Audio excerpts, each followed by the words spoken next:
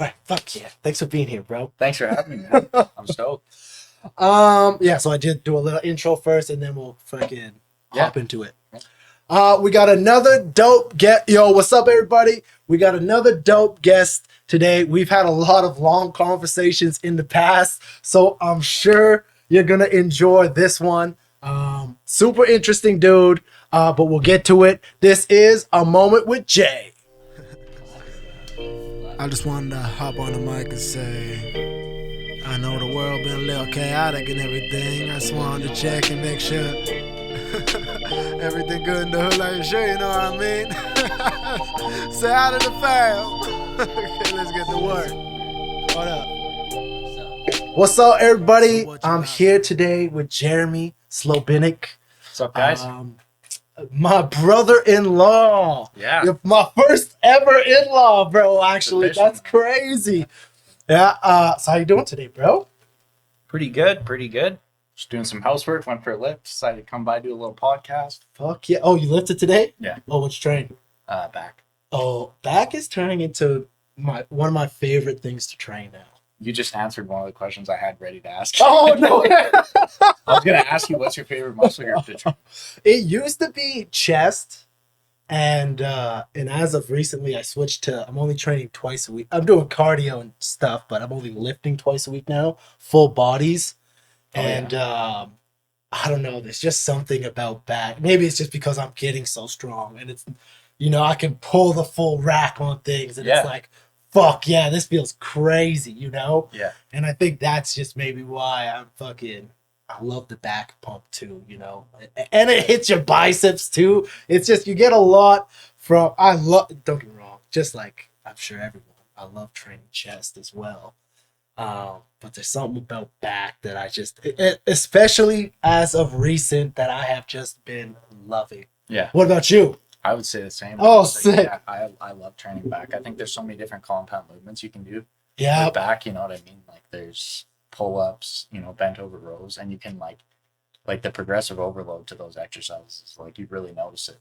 Yeah. You know what I mean? Like it's like there's a lot of other exercises that you can cap off easier at, I think. Oh yeah, for sure. Like- Absolutely. Sorry. No, that's right. But especially and I was like squatting and stuff. It's so hard. It's so hard to feel comfortable. Oh yeah, there's a lot of risk involved. Yeah. Yeah. And I'm just like, but with back, you can fucking just drop it. Yeah. Fucking let it go, bro. Exactly. But I love squatting, and I know how much risk is involved with it. But it's I hate it because I go to Planet Fitness now, so I can't. Like, there's no, for anyone who doesn't know this, like there's no free weight setups pretty much other than dumbbells. There's no squat racks, there's no benches, right? It's just Smith machines, or at the one I go to. Oh, at least. Lord. So like my stabilizer muscles are losing out. You know what I mean? But I still try and squat on the Smith machines. It's still good. Like, what do you think about Smith machines? Do you like them? You know what? I've grown to respect them more now, especially when I was like a younger. I was more into it when I was first learning how to work out. And then when I was first training, I also started to realize more so in the last couple of years is that who I went and got taught by to become a personal trainer, like my diploma program, my teachers were very opinionated.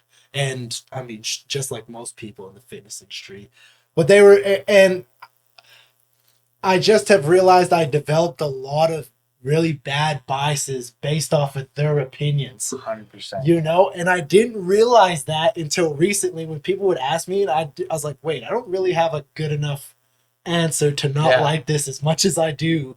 And so, especially with the Smith machine, actually, even if you would have asked me this question, I'd say probably 2 months ago, I'd say there's one exercise I do on that, and it's a split squat. I think that's one of the best exercises to do with that. And I learned that one actually from The Rock. He dropped one of his videos and he was doing it. The Rock? Yeah. Oh, yeah. And he's crank. I mean, he had like fucking 4 plates aside, fucking single leg Bulgarian. I was like, oh, fuck. Guys, an animal. But now I see the utilization. I see it more as yeah, like as a machine, just like a chest press machine, as opposed to like this free weight knockoff that I used to think, Yeah. you know. And I was like, oh, my perspective of what that tool was again heavily biased by who I was fucking mentored by. And so like I'm really starting to look at working out in a different way now, especially certain movements and certain tools. I was like, oh, everything's got a fucking pro and con, bro. There's not a better movement and a worse movement. It's all relative, you know? And everything, like, certain things are going to work different for certain people, you know what I mean? Like, and that's why, like, there's a line with science-based fitness, because there's also, like, you know, one thing that might not work for Jimmy, but one thing that works for, you know, Trevor, whatever. Absolutely. Like everything is, and even that, the science-based workouts, it's like my one homie Cole, Snake Diet Wizard. Oh, fuck, it's crazy. Oh, yeah. But he's the one who kind of convinced me. Well, he's the one who convinced me to do the fucking 1 meal a day for a year. Yeah. But he also was the one who convinced me to do the new split of doing just 2 full body, just fucking go in there and lift some fucking weight. That's what's going to preserve muscle the best and possibly even build on the cut, you know? Yeah. And I'm like, yeah, okay. It's like, man, I got to stop thinking about everything from such a fucking optimal lens and just fucking what's easiest and what are you going to be able to do for the longest amount of time, because that's what's going to get you the real result, you know? Yeah, exactly. Yeah. And it's like everybody's different and you just got to find the program that structures for you. And so how many days a week are you lifting right now? 5 to 6. Like, oh, sick. I do a classic bro split, you know what I mean? So cool. I've done it for years, bro. That's why I switched to the full body, because it's more efficient. That's the thing. It's a lot more efficient. Like when you can just go there 2 or 3 times a week and hit everything, and then you're usually hitting every muscle twice a week. And there's some research on that too, right? So and that's exactly what it. But the bro split. Yeah, I know. It's like it's so enjoyable for me, you know. And that's the thing that's like about going to the gym or doing anything hard in life. If you can make it like something that takes discipline, if you can make it enjoyable, it makes it that much easier to do. You know what I mean? That's a good point. And as long as it's working effectively, then I don't see any reason not to do it that way. You know? And that's what it is. Because I keep saying this even in those fucking mini vlog things that I do. It's just like, man, optimal isn't necessary, you know, for progress. That's just another added thing to try to make yourself more efficient. But perfectionism is what kills so many people. It's like, bro, it's never going to be perfect. There's always going to be fucking pros and cons to anything, anytime, ever, no matter what, there's pros and cons. And it's just like, what are you going to be able to do?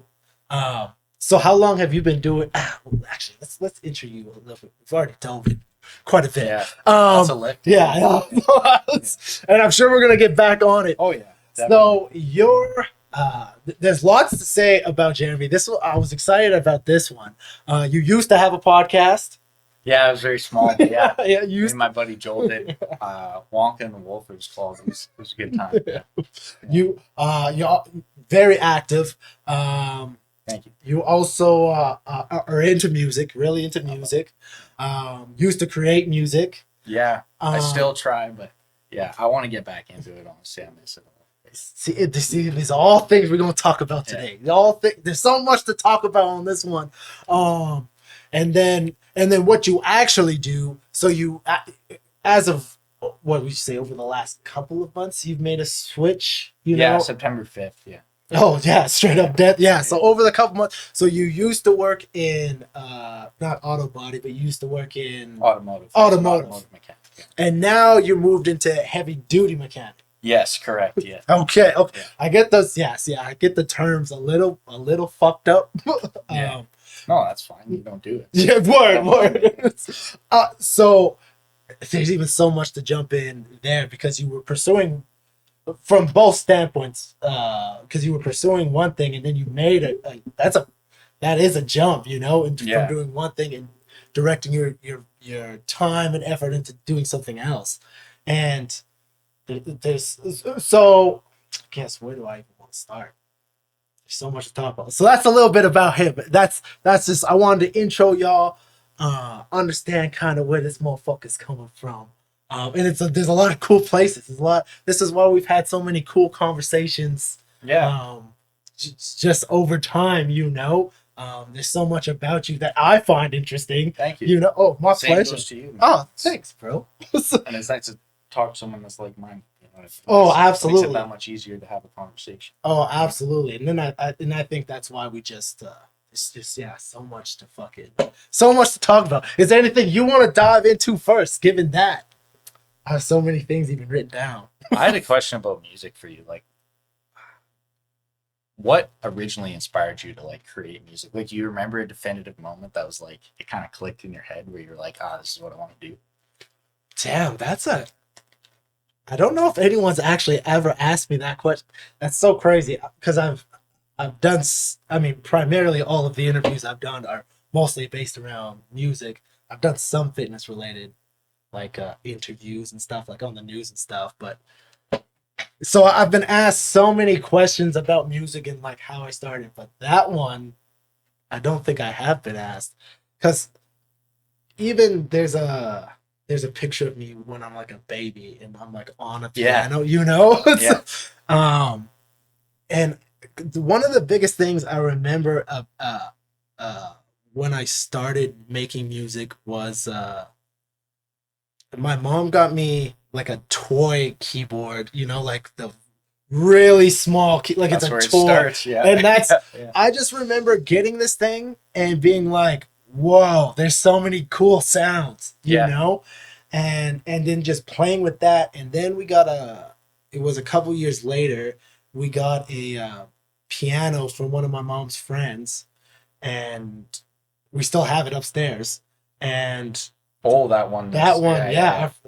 My mom's friend just gave it to like the family, and he just used to sit in the basement. He gave it to you. Yeah. That's wild, man, because if anyone's seen what pianos go for, that's 100%. And so then I started to learn how to play that piano because I went from playing those fucking little bullshit keys to playing like real keys, weighted keys. I was like, oh, there's effort you have to put into pressing it. Yeah. And then just from there, I just remember I've always just made stuff, and then I even remember just getting a really shitty audio interface. Yeah. I had a really shitty microphone, and then I got a better, and then once I started, and I would just record the piano, and then I would record my voice, and then I learned how to like start mixing things, and I was just like, oh, this is fucking cool. FL Studios, that's what I Cubase, and then and then I just ended up getting friends that were also musicians from a very young age,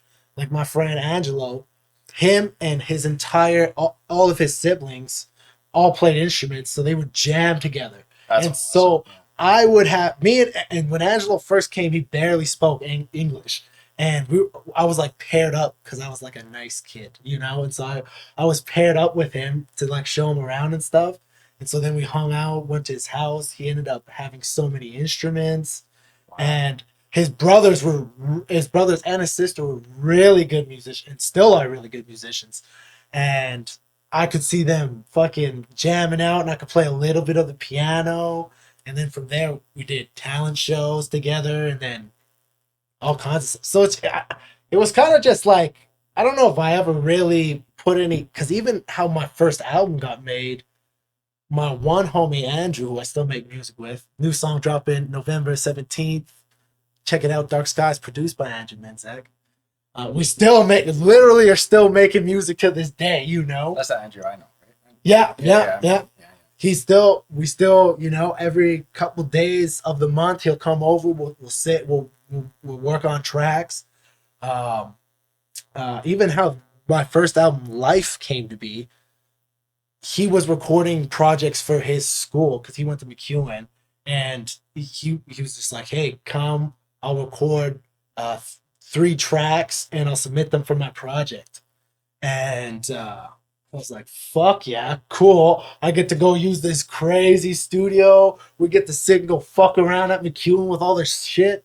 And then he ended up getting a good mark, and they're like, oh, you guys should think about putting some of this out. And then we just started working on one of those songs is the last song on that project called Give Me a Minute. that song we recorded in that session, and that was the version that came out on that album. Oh, really? Yeah, and so then over the next however long after we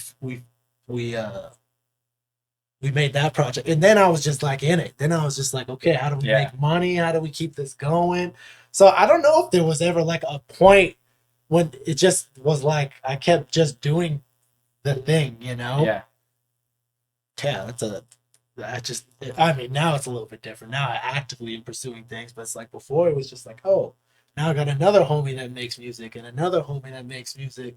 Now we're just making music in our spare time. You know? Yeah, it's just something fun to do, but when you can do it for a living, that's amazing.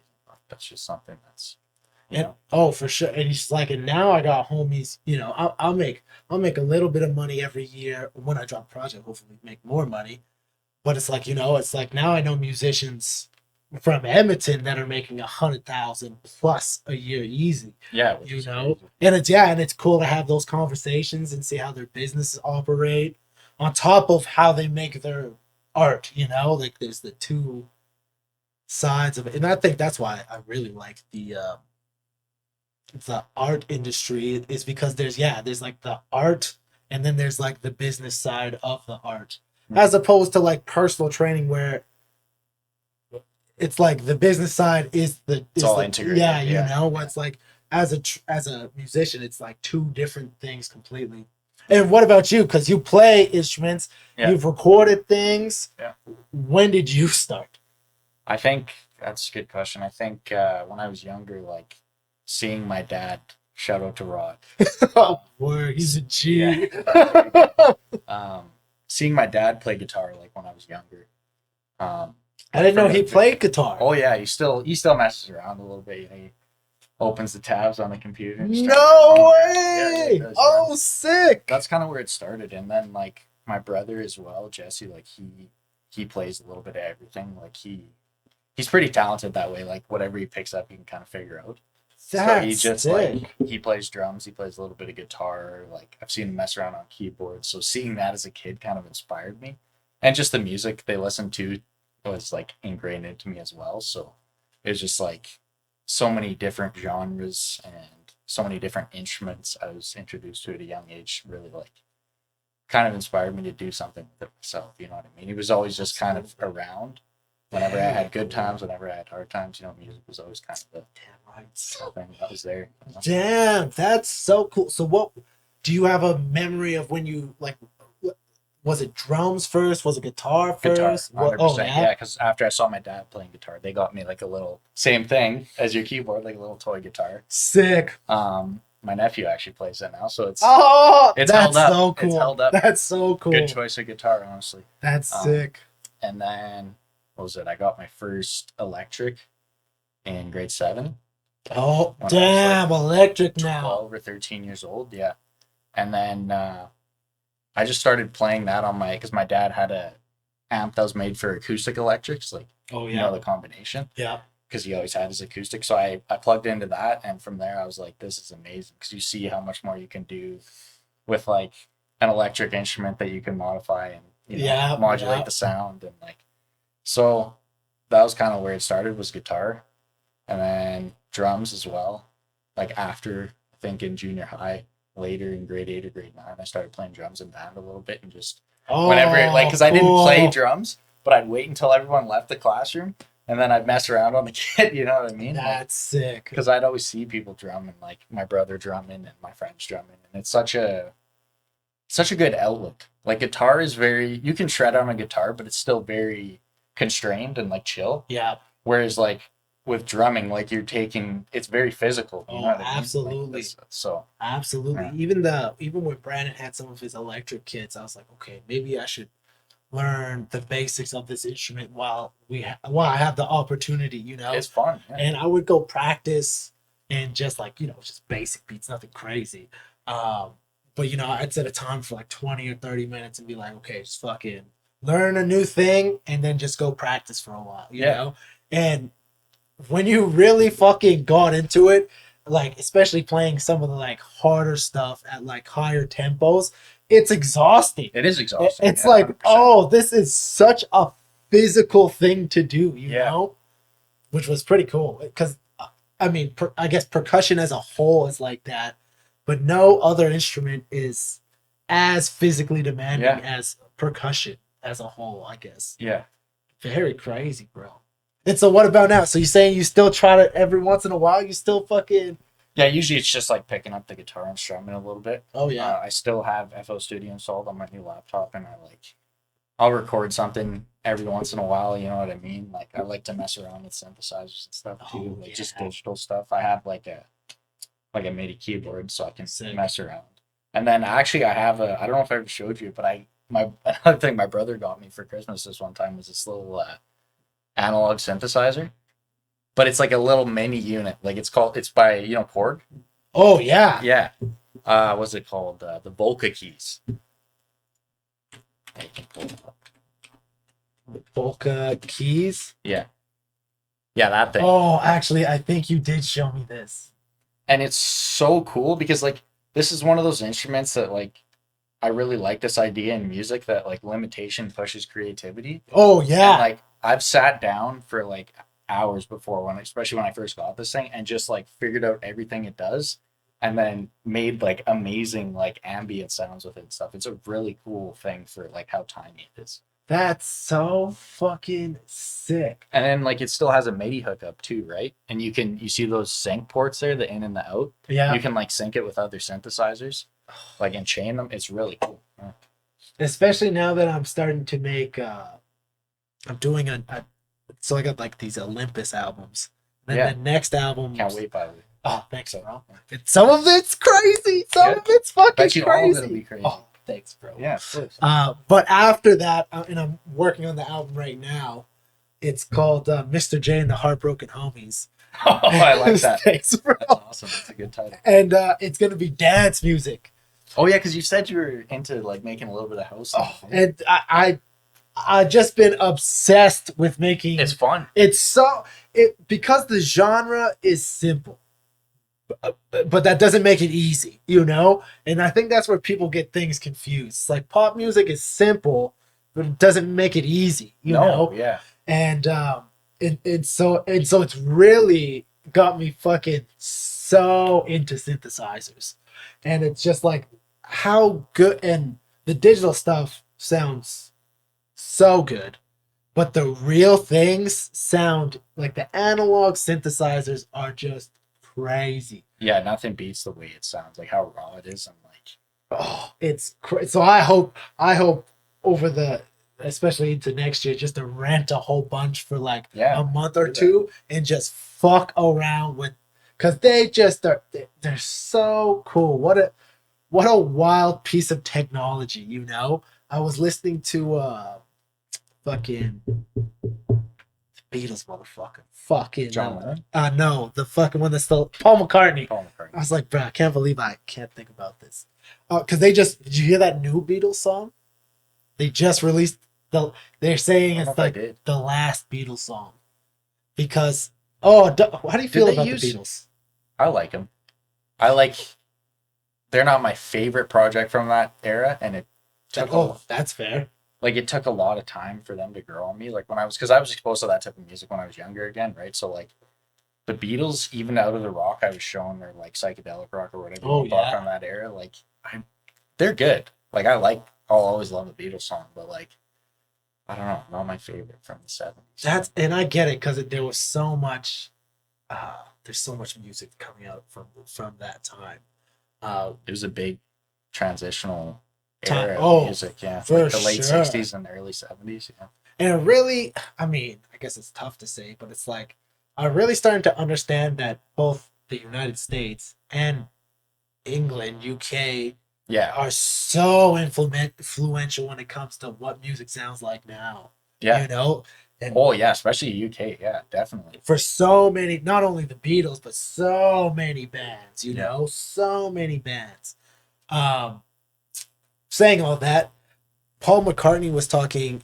They released this like little like mini stock on how they made this new song with the Beatles, because it's like an old recording of John Lennon and from a demo tape, and then they got new They tried to make the I song. think I did hear this. Did they use like AI or something? Yeah. Yeah. Okay, To separate once, the because there was parts where the fucking piano was going over the voice. Yeah. And they couldn't, but because of AI separation, they were able to get a fucking clean. That's crazy. So crazy. And why I say this is, there's so many people like, oh, this is not a way to make music and whatever. But it's and specifically the Beatles, why this is so cool, because the Beatles were always ones to incorporate whatever the fuck was new into what music they were making. You know, they were some of the first ones to incorporate some kind of synthesizer, or some kind of the thing that is called the mellotron is one of the first things, which is that fucking, you must be familiar with what. What's it called? A mellotron. It's like, oh yeah, look, there's Paul McCartney playing the mellotron. Cool. That couldn't have been a better example. Yeah. Perfect. And I think a mellotron is played at the beginning of Strawberry's Fields. That's what the intro of that is. It's like what the mellotron is, from my understanding, is pre-recorded samples, like, because it was like the flute, piano. I think there's voice on mellotron. Like, there's only like several different sounds, but it's like it's essentially one of the original samplers, you know. Yeah. But only with samples built in. But the Beatles were big on that. They're just big on recording technologies and VSTs and all kinds of stuff where most rock bands at the time were not. Yeah, you know, it's about this fucking guitar I'm playing and the mic that I'm using, you know?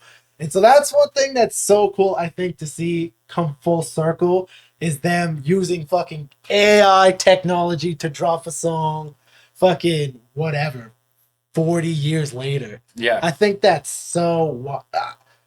because it's like there's so many people that are elitist in music and anything, really. Anything. You know? Yeah, but especially music. And so it's cool, I think, because I think, especially when it comes to creating, it's like, create any way you can. Who cares, as long as the end product is cool? Who cares how you got there, you know? Yeah, exactly. Yeah. So that's dope. So then, and what style of music would you say you create?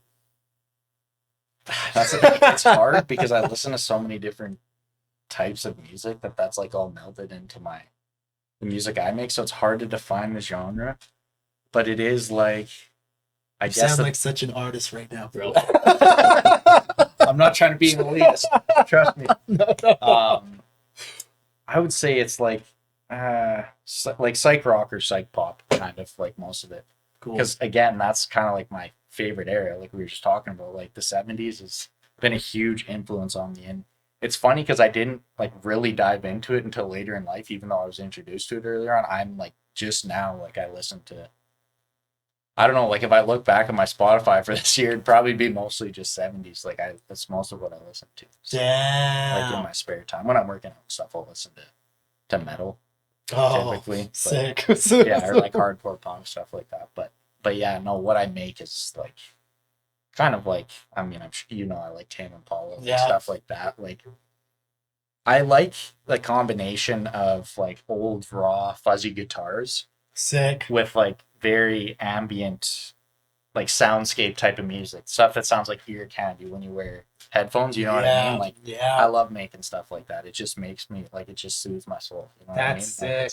That's sick. And that's one thing that's really got me like enticed about what dance music is, like EDM. That's the same idea. Exactly. 100%. Yeah. It's like I think when it comes to, every genre kind of does this, but it's like when it comes to creating these soundscapes, it's like this whole universe of like whatever this song or this album is. I think EDM right now is the best genre for pushing sound forward. You know, hip hop really isn't doing that anymore. They were, you know, with the sampling and how the beats were being made. Like they, at one time it was Roth, obviously, you know, and they were rock was really developing and pushing the sound of what music is. Like, oh, they're doing, especially the Beatles, like, oh, they're doing all kinds of weird shit. Yeah. And it used to be hip hop. But now I think EDM is really doing it. Like some of the sounds these people make and how they flip these samples. Do you know who Fred again is? No. Oh, bro. I don't know if we can play. Yeah. We're gonna try anyways. Dog, this dude, you actually, you know what? We can play his Tiny Desk. This is I like Tiny Desk. Oh, and there's some cool performances. Dog, I think you fuck. This was one of the things that I was like, damn, EDM can be a crazy genre of music. He looks like Sam Morrill. Sam Morrill. The comedian? Oh, bro! Oh, dog. Bro. Isn't that uncanny? We gotta pull up a side by side. Oh my god! Yeah, bro, I didn't even. Kind of fucked up, bro. They got like the same vibe going down. That's crazy. Sam Morrill has his own Tiny Desk. That's why. Bro. That's so funny. Yeah, let's hear this. Oh, fuck, press play.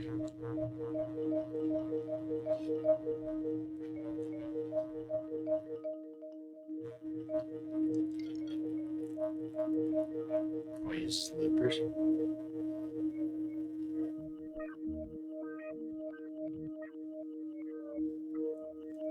We gonna make it through.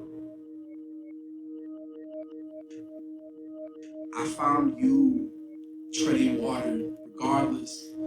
As invincible as canned food in 2x4s, I found you exploding, brimstone on your lips, tattooed with the fury as warm as the sun used to be. I found you beautiful. I knew then that we were gonna share whatever forever we had left, but finally, I found you.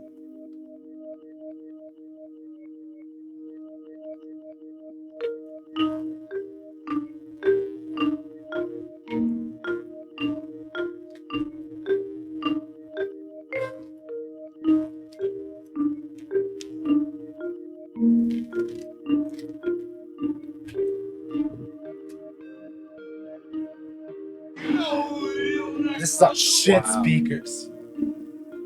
Oh, this is cool.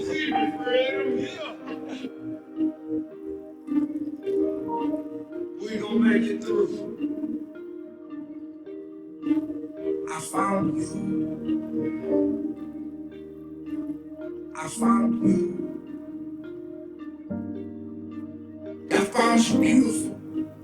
I found you exploding. I found you. I found you. I found you. He just fucking, he makes dance music, but he's a musician. Yeah, well, that's the thing that's impressive about it. Like, EDM wasn't ever like that before, I feel like, as much as it is now. Like, you see examples of this. So many cuts on his fingers.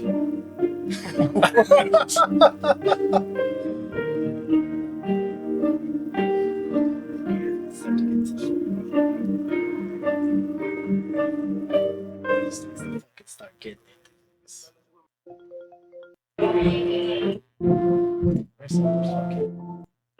Don't worry.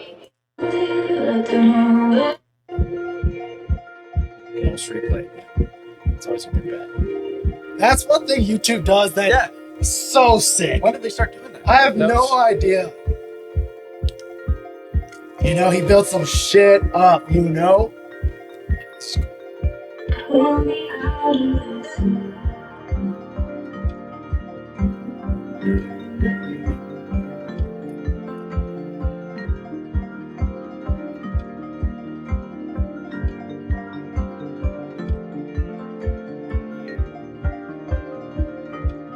He'll just shred it. That's amazing.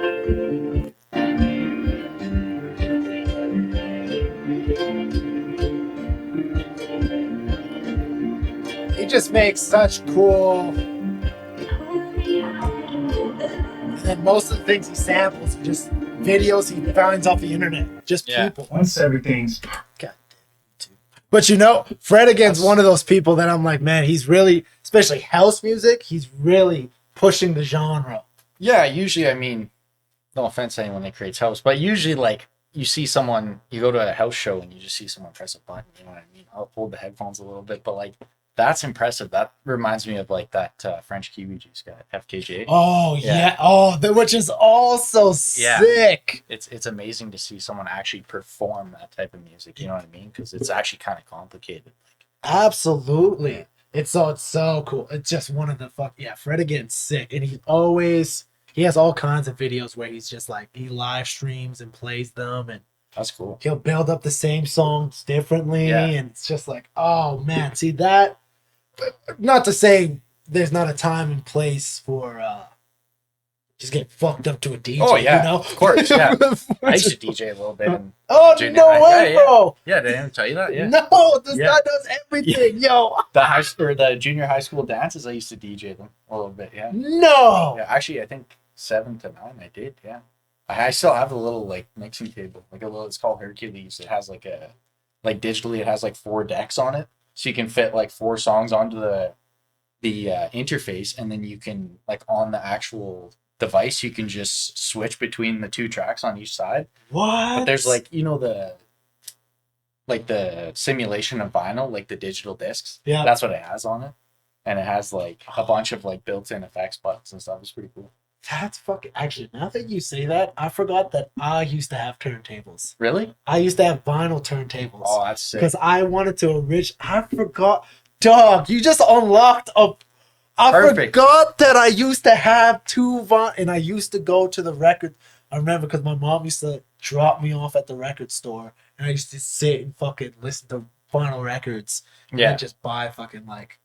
Only the cheap ones, because vinyl records were so yeah. Even when they were drowning. That's crazy. Because that's actually one of the skills I'm trying to, before I drop the fucking Mr. J and the Heartbroken Homies album, I want to go and learn how to DJ first. Yeah. Because then I just want to go and do a bunch of, I want to go do some fucking, I want to do some crazy DJ sets where it's like innovative, where it's like I got musicians coming. Yeah. Because I got some musicians like shredding some shit on some of these EDM songs. Really? I got this one track. It's called "To Be Like You," and I got this Sri Lankan flute player. Yeah, that's cool. And so it's like this drum and bass style beat, but then it's just this fucking Sri Lankan flute player just going off on the EDM. Because my whole thing was I wanted to try to combine the electronic stuff, but with real players, I think that's the best, yeah. That's really cool. Oh, I think so. Well, we'll see. We'll see how the album turns out, But it's I even got this chick actually right now. She scores. She scores films and TV and all that, and she's gonna be helping me make this like orchestral EDM track. Yeah, that stuff's cool. I like that. Yeah, because it's like the genre is you could do anything with it. You can do whatever the fuck. Yeah, you could do whatever the fuck you want with it. So how often are you picking up the guitar to play? These days it's been like, I think with the transition to the new job, like you said, as a heavy duty, I'm learning a lot of new skills now at work. So I mean, it's not a good excuse, but like it is true, right? Like I'm trying to focus on that right now. Oh yeah. So like when I come home, I'd rather just do something that's a little bit more relaxing, mind-numbing, if you will. Of course. Just so I can kind of stay dialed in on that. But I'd say like at least once every couple of weeks, I try to pick it up. Oh, that's still yeah. I try. You know what I mean? Once every 2 to 3 weeks, at least. That's all. That's bro. You might be creating more than some artists still. Yeah. Some people that do it full time. Yeah, and that's the thing. That's where I've changed too with music. Like I used to like just playing like covers, like just messing around with guitar tabs and like picking it up and playing some other person's music. But like I really hold a really high respect for like actually creating music now. You know what I mean? As opposed to just playing other people's music. Like I love it. Like every time I pick up a guitar now, I want to like write something. I want to make something because like I don't know. I do love playing other stuff and just jamming, but like now that I'm at the point where I've played long enough rather that I could create stuff, it's fun to do. You know what I mean? I do know what you mean. Yeah. And I always, cause I'll do the odd like because as a rapper, it's weird to cover other people's songs. You know, I did used to. I remember when I first started like performing it. It's like no one wants to hear my own, like especially like charities and stuff that I used to do. So then I would do like a Tupac song or something. Yeah. It's like, you know, now I don't. But Yeah. it's like the odd time I'll do maybe a remix of somebody's track. But I remember even thinking this from like a younger age. I was like, why would I spend the time to learn someone else's thing when I could spend probably just as much time to try and make something of my own? Yeah, exactly. You know? Yeah. And it's just like, well, then I can say, oh, this one's mine, you know? Yeah, and then you've built something and you have something to show for you. I mean, it's not all about that, but like it's nice to have that. Like it's your hard work's paid off once you have something. Yeah. You know what I mean? Like that you built. Absolutely. Cool. That's also another thing I wanted to talk about. You're a I don't know what you would say, a tinkerer of things. Yeah, I like to tinker. Yeah, you know, you built that fucking what? Tinkerbell. Yeah. God damn, bro. Oh my god. No, we leaving that in. That might be the clip we used to promote this episode. Holy shit. Oh my god. That might be a viral clip, bro. Yeah, I hope so. I hope I can do that for you. Oh my god, that killed me right now. Oh, where was I even going now? Oh, you built that fucking Oh, that's right. Yeah. Yeah, that thing was fun. 5 years later. I mean, I put it down because it took so much. Well, it didn't take so much time and effort. It was just more the money, right? Like it does cost money to build stuff like that. Of course. And I wanted to focus on like building my own financial situation up before I went and spent it on that, right? So it's not cheap to build toys. Like relatively for what it is, it was pretty affordable. Like I probably didn't spend more than it's got to be no more than $1,500 on it. So it's way cheaper than actually like I scavenged a lot of stuff together, right? Like the front end's like I cut a pit bike in half that I got for like $20 from someone without an engine on it, right? So and then I just welded that to a bunch of steel, square steel tubing I bought from Princess Auto. Damn. See, like I couldn't. I don't know, and I've said this many times. I believe, but I'm not handy at all. Like tools. Yeah.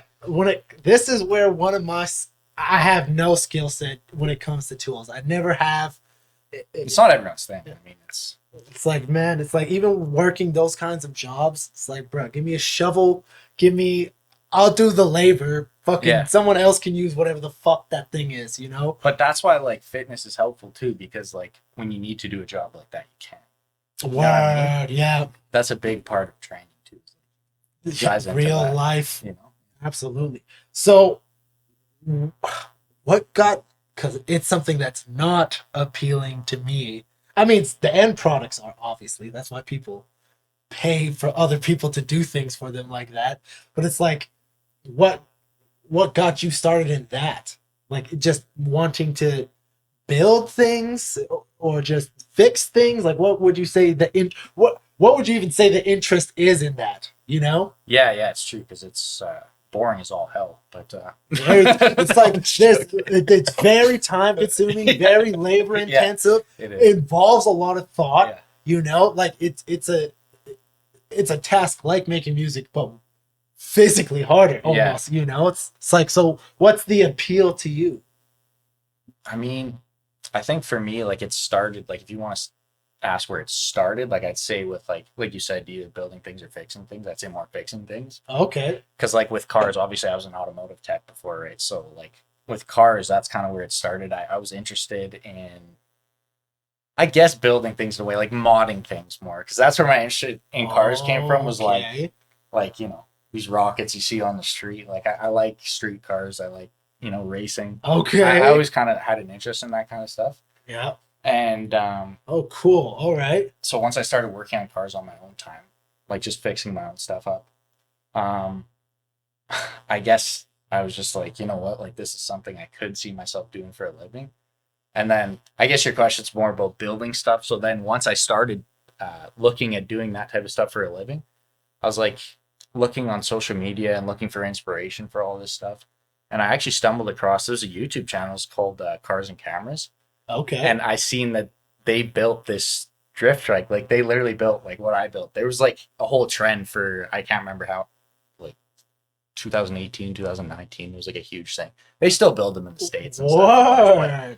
But yeah, so it was like, if you want to say specifically where that came from, it's from those guys. And like, interesting. So it's kind of a combination of me like learning how to work on cars and then finding other people building this cool stuff. Like I don't know, it's how I spent my free time. I was like, you know what, if I'm going to dedicate myself to something, I may as well build something that I could have fun with. And like, very cool. So then, okay, this is even unlocks so many even more questions. So that being said, so you're interested in cars. Do you have like a dream car? Like what? Oh, that's a good question.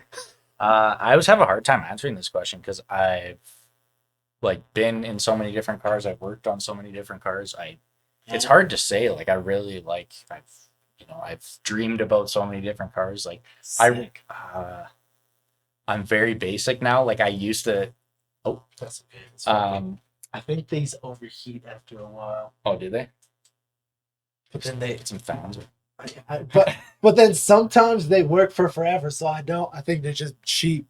Yeah, I was like, oh, that's why these are fucking. They put out some good light though. It's good. It's good setup in here. I gotta compliment that rover on here. Thanks, bro. It's nothing. Well, I mean, the computer is fancy. It is. Yeah. That's a nice one. Oh yeah, that's why it's so fun. People come in and are like, oh shit. It's like, yeah, I didn't realize there was a wall behind it. So it's like and shout out to BP, shout out to Brandon. Thanks for letting me use the setup. So the whole reason I can make so much content is because this computer puts out it's so good to be able to do such a high. Look how good this fucking background looks. Yeah, this was a good choice of background. Thanks, man. This was fucking. This is why I like to let people pick, because I would have never thought to choose this one. Yeah. And now I'm like, yo, this background actually is sick as fuck. And that adds variation into your podcast too, right? Like if you're asking people what they want, it's always going to be something different. Oh yeah, like I think the one with Brandon, he picked fucking like a campground or something. I like it. That's my vibe, dude. I like that. It's just like fucking yeah. Faith picked those mountains when she was on Northrop. That was a vibe, that was nice. I watched that episode. Oh, shout out Faith too. Yeah, shout out your wife. Yeah, word. But okay, so talk about cars. So yeah, my dream car. Yeah, right? Do you have like a even if it's a couple? Yeah. Even if it's a couple, it doesn't have to be one. Couple. I'd say like if we're talking like not practical, like something I'd love to ride around. Yeah. Probably like a 2020 Volvo S60. That's what I drive a 2006 Volvo S60 right now, but I just love these cars. Let's see what this fuck. Like the new ones are really sweet. These guys? Yeah. That's like if you search up the Polestar, yeah, there's a Polestar right there, the gray one. This one? No, go down. Sorry. To the left. Like this guy right here. This one? Yeah. Those Polestars are like the top end, like performance edition of them. Like they fucking. Oh yeah, they rip, man, and they're all-wheel drive too. So they're also kind of practical because they're good for our climate. They're just really expensive now, and were sold to China, so. The car company's changed a lot. Volvo now, right? I see. So yeah. This is when it was still dope. No, this is now. This is right now. Yeah, this is a company called Geely, I believe, bought Volvo, and the cars have changed now. They're a lot more expensive. You know what I mean? Like a lot more luxurious. They're more like BMW now. Interesting. So it's really nice, man. Like the interiors. This is why, like I say, like not like a practical decision because they're really expensive and like I don't know about the maintenance on these things. It's hard to say how reliable they are because they're so new, right? Like this edition of them, but like they're so nice. I've sat in some like when I worked at my last job there as an automotive tech, and like one of the comfiest cars. Because even mine, like way back from 2006, like it's such a comfy car, and those were actually pretty reliable. Like it's been very reliable for me. It's quick, like it's peppy, you know what I mean? It's got a turbo in it, like they're just all around like a really good package of a car, and they're bigger for being a sedan, right? So that's my long form answer, I guess. That's interesting. So if you could pick any car, this would be one of them up there. Yeah, as long as I knew, like that's the thing. I'm a big snob about reliability now too. I'm more practical now that I've like seen what life can throw at you. You know what I mean? So like, ideally, if you wanted to hear like my practical answer, I'd probably say like for sure a Toyota 4Runner. Like if you search up like a brand new or even an old one, search up a 1998 Toyota 4Runner.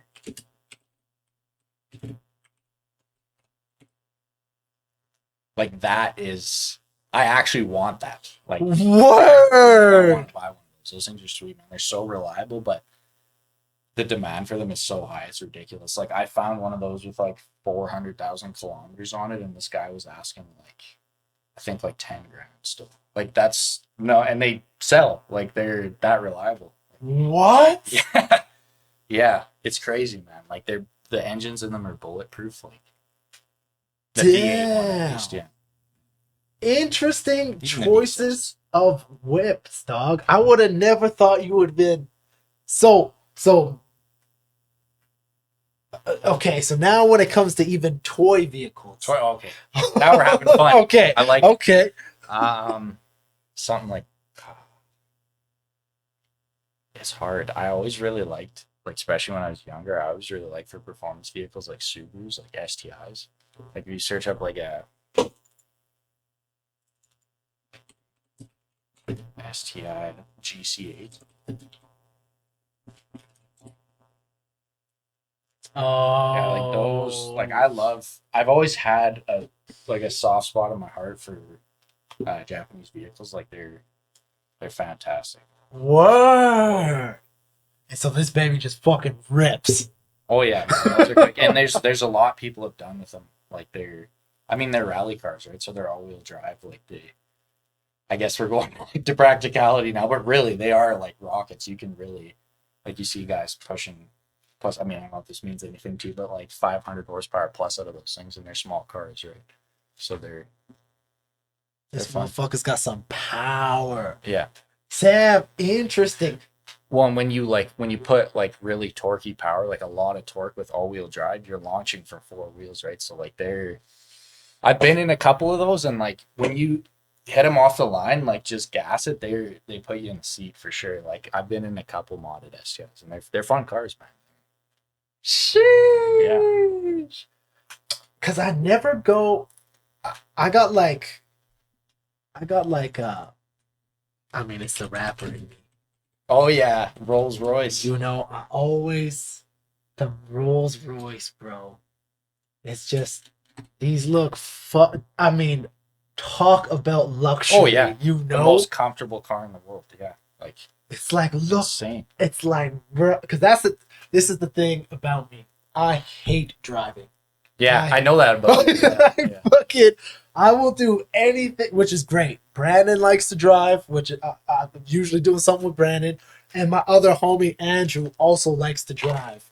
You know? And so I'm like, yo, fuck it. Yeah, man, I'll be passenger princess, bro, all day. You know? Fuck yeah. So much like your sister.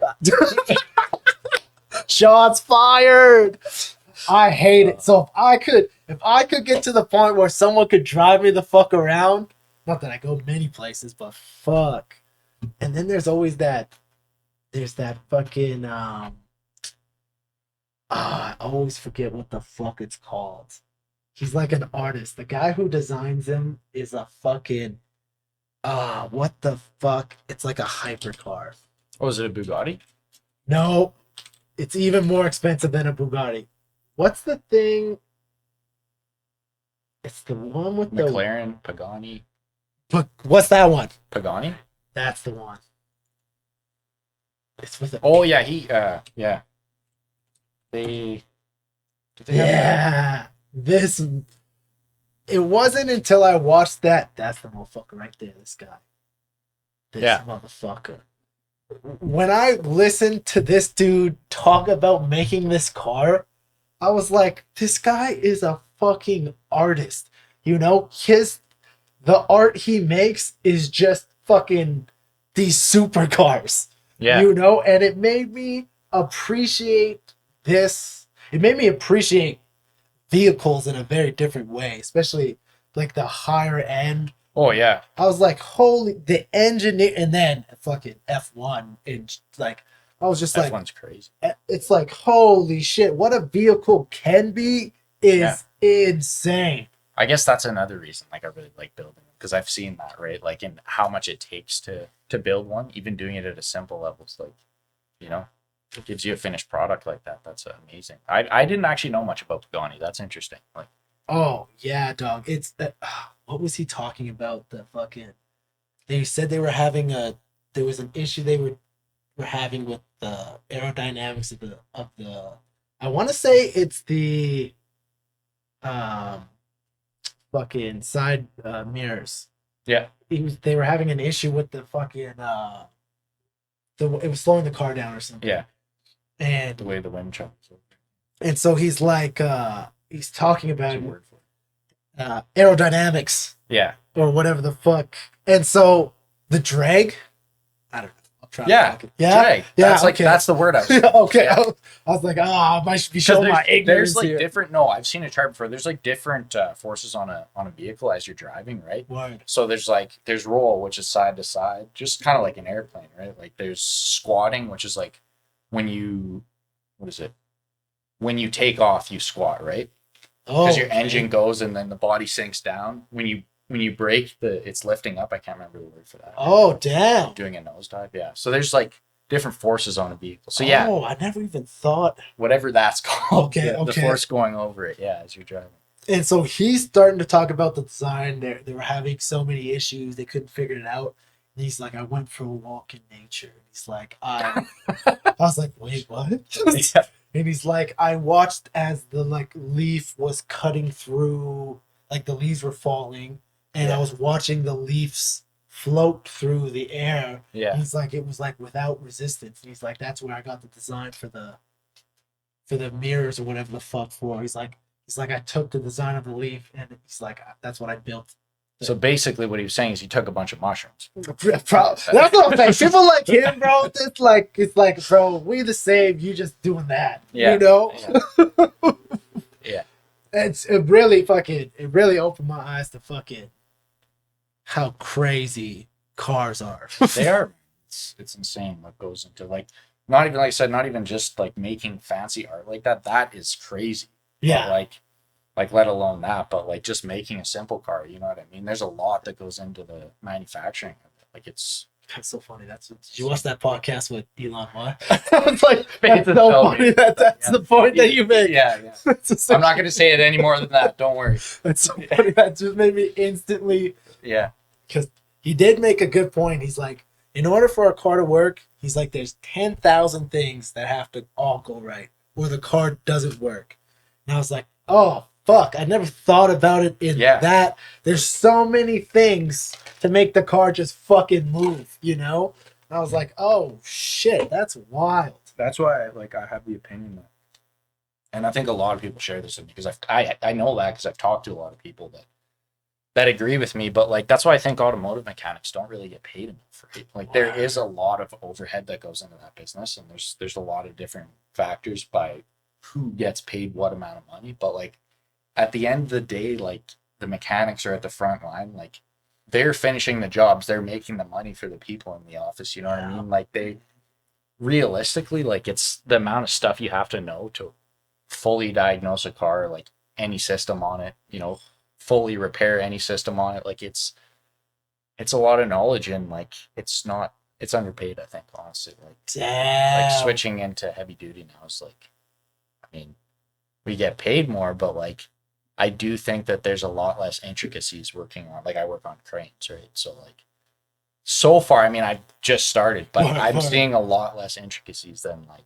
working on vehicles for the 2 years that I did, right? Like it's just the way like you see stuff like that, like how much cars are changing now, like it's making it like infinitely hard to diagnose and work on, you know what I mean? Oh my God, I never thought about all the variety there is. And on top of that, there's still just old school vehicles. There's these new fucking basically a car is basically a fucking computer. You know? I think they're looking at actually, if you're talking about like EVs, like electric vehicles. Oh, word. I think they're looking at integrating that. I heard something about that when I was in school, integrating that into them training for mechanics now. So like when you go to Nate, I think it was in 4th year, they were saying they were going to put something about EVs. And so like your last year before you're a gym. Because you're going to have to know about it now these days, for right? sure. Like there's so many now. There's so many. And how do you feel about electric cars? I think they're a great tool, but not all great tools should be used all the time or only exclusively. You know what I mean? That's the way I feel about it. I just think the amount of torque these things create is insane. Like off the line, they can beat, like especially Teslas, like the Plaid, the top model, they can beat like almost anything, even with a gas engine in it. Like for short sprint races, you know what I mean? Like yeah. But for reliability and like sustainability, I don't think it's, well, I know that it's not as sustainable as a petrol engine right now. Like gasoline and diesel engines we've mastered, and we have the resources for it right now. You know what I mean? So like, not just from a resource standpoint, but from like getting them serviced and working on them, there's no way we're going to get rid of them like anytime soon, I don't think, because like we're so familiar with them, and they're so reliable because we've learned how to make them reliable. You know what I mean? We've put so many hours, so many years, hundreds of years into learning this.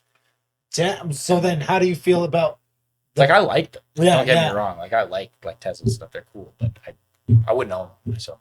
Damn, because you think the old, it just makes sense. They're the newest thing. Why would they be the thing that's the most reliable when they're just brand new? Like there's so much that.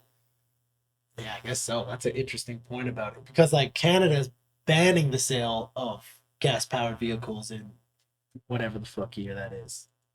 I know, but like my thing is like, watch how that's gonna go. Like people are gonna get. I think a lot of people are gonna get a little angry about that, because I mean, like, even the people that are saying we should 2035, yeah, will ban the sale of new fuel burning cars and light duty trucks by 2035. That's 11 years. 12 years, I guess. Know. That's crazy. That's so soon. We'll see what happens, JT. Come knocking on my door. I'm not servicing your EV. I'm sorry. Because I mean, that would be crazy. That would be crazy. Because we even actually, something that's interesting too to bring up is we even are seeing EVs in heavy duty now. Like what are they called? Like if you search up like Volvo again, because they also make construction equipment. What? Like if you search up Volvo electric construction equipment, they actually are making smaller construction equipment that's electric now. Like it's very interesting, but like again, another issue with it is like the climate we live in, right? Like that's something else I didn't say about EVs. It's like, see, they're wild. Like we've had demos in our shop now for them, and like it's crazy because you can't even hear the thing at all. Like there's like a little alarm for it that you can turn on, but like you can't even hear the thing operate. It's silent. Damn, for anyone that's just listening, it's just a fucking like regular, like, what do you call that, skidsters? No, that's like a backhoe or an excavator, a mini excavator. So, and it looks the exact same, except it's just fucking electric. That's crazy. So we obviously you'd be moving into that stuff too. So we've had a couple demos for them, but like the thing about it is, like I said, like the climate we live in, like we had a truck. One of my fellow employees told me this. We had a truck that brought in, I think it was one of those, what is that called, a ECR 25. I think it was one of those backhoes, and it got here in the winter, and it was like, I think it was like -10 or something here. And they had to like actually take it off the truck with a crane that we had in the yard because it wouldn't start. Like they don't start in, I think it's like over -8. Yeah, man. Think about how cold it gets here. Like it's not practical at all. Not practical at all. What the fuck? So that was such a low number. I know. It gets like -35 here. Like it's ridiculous. For weeks. For weeks, yeah. Have fun digging, boys. Like it's gonna be pretty cold for the next couple weeks, you know? Oh, that is fascinating. This is something I never even thought of. But if you think about somewhere like BC, we've seen sales of these go crazy in BC compared to here because the climate's so much warmer there, right? It just rains usually and gets like mildly cold compared to here. So it is. It's places like the States, obviously, it's super practical. California, places like that. But I mean, that's why you see like lots of EVs in those places already too on the street, right? Like look at all the Teslas in BC. It's. I was just listening to, actually, you know what this is? I was just watching fucking We Might Be Drunk, the fucking Mark Norman and fucking Sam, whatever. I never know how to say it. And they were talking about. Right again. they were talking. That's his name. They were talking about how annoying it is to rent an electric car, and like go on tour with it. Yeah. Because you're structured around how he's like, it's not because especially like the Teslas, it will show you the map to where you need to go, and then this like where you need to stop to charge the vehicle on the path to wherever the fuck you're going. And he's like, yeah, that's fine. It was Sam who was talking about this. He's like, that's fine and that's cool, but it's like it's when you get there and they're all full and there's a line. Because now you're waiting there you might be there for hours just to have to wait to charge to leave and go to the next thing. And I was like, because like in my head, there's not that many electric vehicles and there's just always a space for the electric. And it's not like that. It's like, and then it's like, oh, you're sitting there waiting for people to not get gas to charge their vehicle. And I was like, damn. That's the thing is like we're pumping these vehicles out and like pushing for only EVs for the future, but it's like we don't have the infrastructure for it at the time being. Like I don't know if you know about like what happened I think it was in BC when they like told people to stop charging their electric vehicles because the grid was going to collapse. Like we don't have even power grid strong enough for that yet. Like if everyone were to drive an electric vehicle at the time being, like we would not be in good shape. We wouldn't have lights in our house. That's you know what I mean? wild. Yeah. So there's a lot of things that like kind of steer me away from it, but that's why I say like coming full circle. It's a tool that can be used good. Like stuff like this. That's pretty cool. That is pretty cool. But how much you pay for it? Like my boss was telling me this. I can't remember. Like one of those compared to like diesel or gasoline or propane backhoe version of that, whatever. I think it's like an extra 20 grand or something. It's like for the EV, yeah. Fuck. So, because they are like the new hot, fucking popular thing to have. Like, you know, if you were batteries are expensive. Like lithium-ion batteries when they're that big, they're really expensive. Right? So, because I could see, that's so wild. Because you could be a construction company, excavation company, and you could market yourself as environmentally friendly, you know? And that would be great. If I know what the stigma is behind the batteries, you know? I'm not saying that's my opinion of it. That's why I put air quotes around. Yeah, exactly. Environmentally friendly, because, man, batteries. Yeah, that's the reality of it. The sad reality people don't realize is like, not only like the environmental aspect of it, but like the ethical aspect of it. Like there's stuff that doesn't even get talked about, just swept under the rug about people mining for these batteries. You know what I mean? Yeah. In less fortunate countries will say, right? Absolutely. But again, if we could find an ethical, environmental way to do it, I'm sure it'd be a great way to go. But that's not the reality of it. Yeah. I think people just try to deny that, sweep that. Oh, absolutely. Because there are even from like, and that's what's so cool about certain companies now. Like, who the fuck is it? Is it Cameron Haynes or is it Jocko Willings? I can't remember who the fuck that company is. But they're like, their whole thing is our shit is more expensive because we do everything ethically right. You know, there's no bad trades going on. Fair trade. It's everything. Everyone's getting paid very well. Like no one's working even minimum wage. And I was just like, it's 100% possible to do that. Most of these companies just don't want to do it, you know, and that is what's really the worst part. It's like, you know. Well, at the end of the day, money makes the world go round, and it's expensive to do that. right? Like there's no way around that. Like if you want all fair trade, all everything, that's why organic shit is expensive, right? That's the reality of it. So, do you eat organic? Lots of organic stuff, or do you? No. There's a, what's it called? I think it's called Dirty 30. Because I'm sure a lot of stuff that's marketed as organic is also. And that's what the fuck is that list called? Dirty Dozen? Yeah, that's what it's called. What, they're supposed to be like organic and they're not? Or... No, it's like I don't know if this is the exact one, but that's what it's called. It's the Dirty Dozen. And it's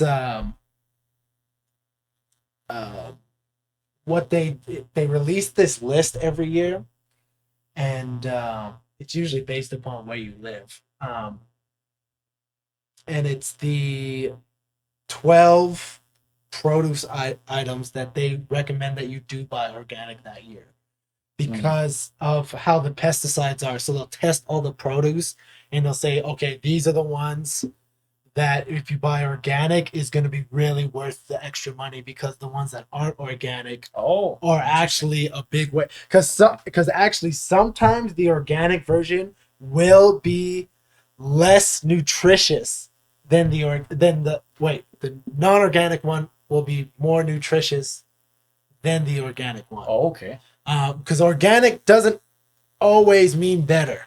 Yeah. But sometimes it's two completely different worlds, and it's really worth it. So they released this list, and again, I'm no expert at this. And that all being said, I never usually buy organic. Yeah, I don't either. It's just like I said, the price of it, right? It makes it tough to stay all organic. There's certain things I'll buy every once in a while. Absolutely, it's on sale, and that's it. Or if it's just like, even me and Brian went to the grocery store the other day, and the regular bananas look like shit, so we just bought the organic. Like, sometimes it's just like, and that's not too much of a difference. Like with bananas, those don't seem to be. Shout out bananas. I know it's because of unfair trade and everything, but that's going full circle. It is one of the only reliably cheap fruits. It's just like everything, like fucking mangoes. Yeah, I love mangoes, but holy fuck, are they expensive here sometimes? You're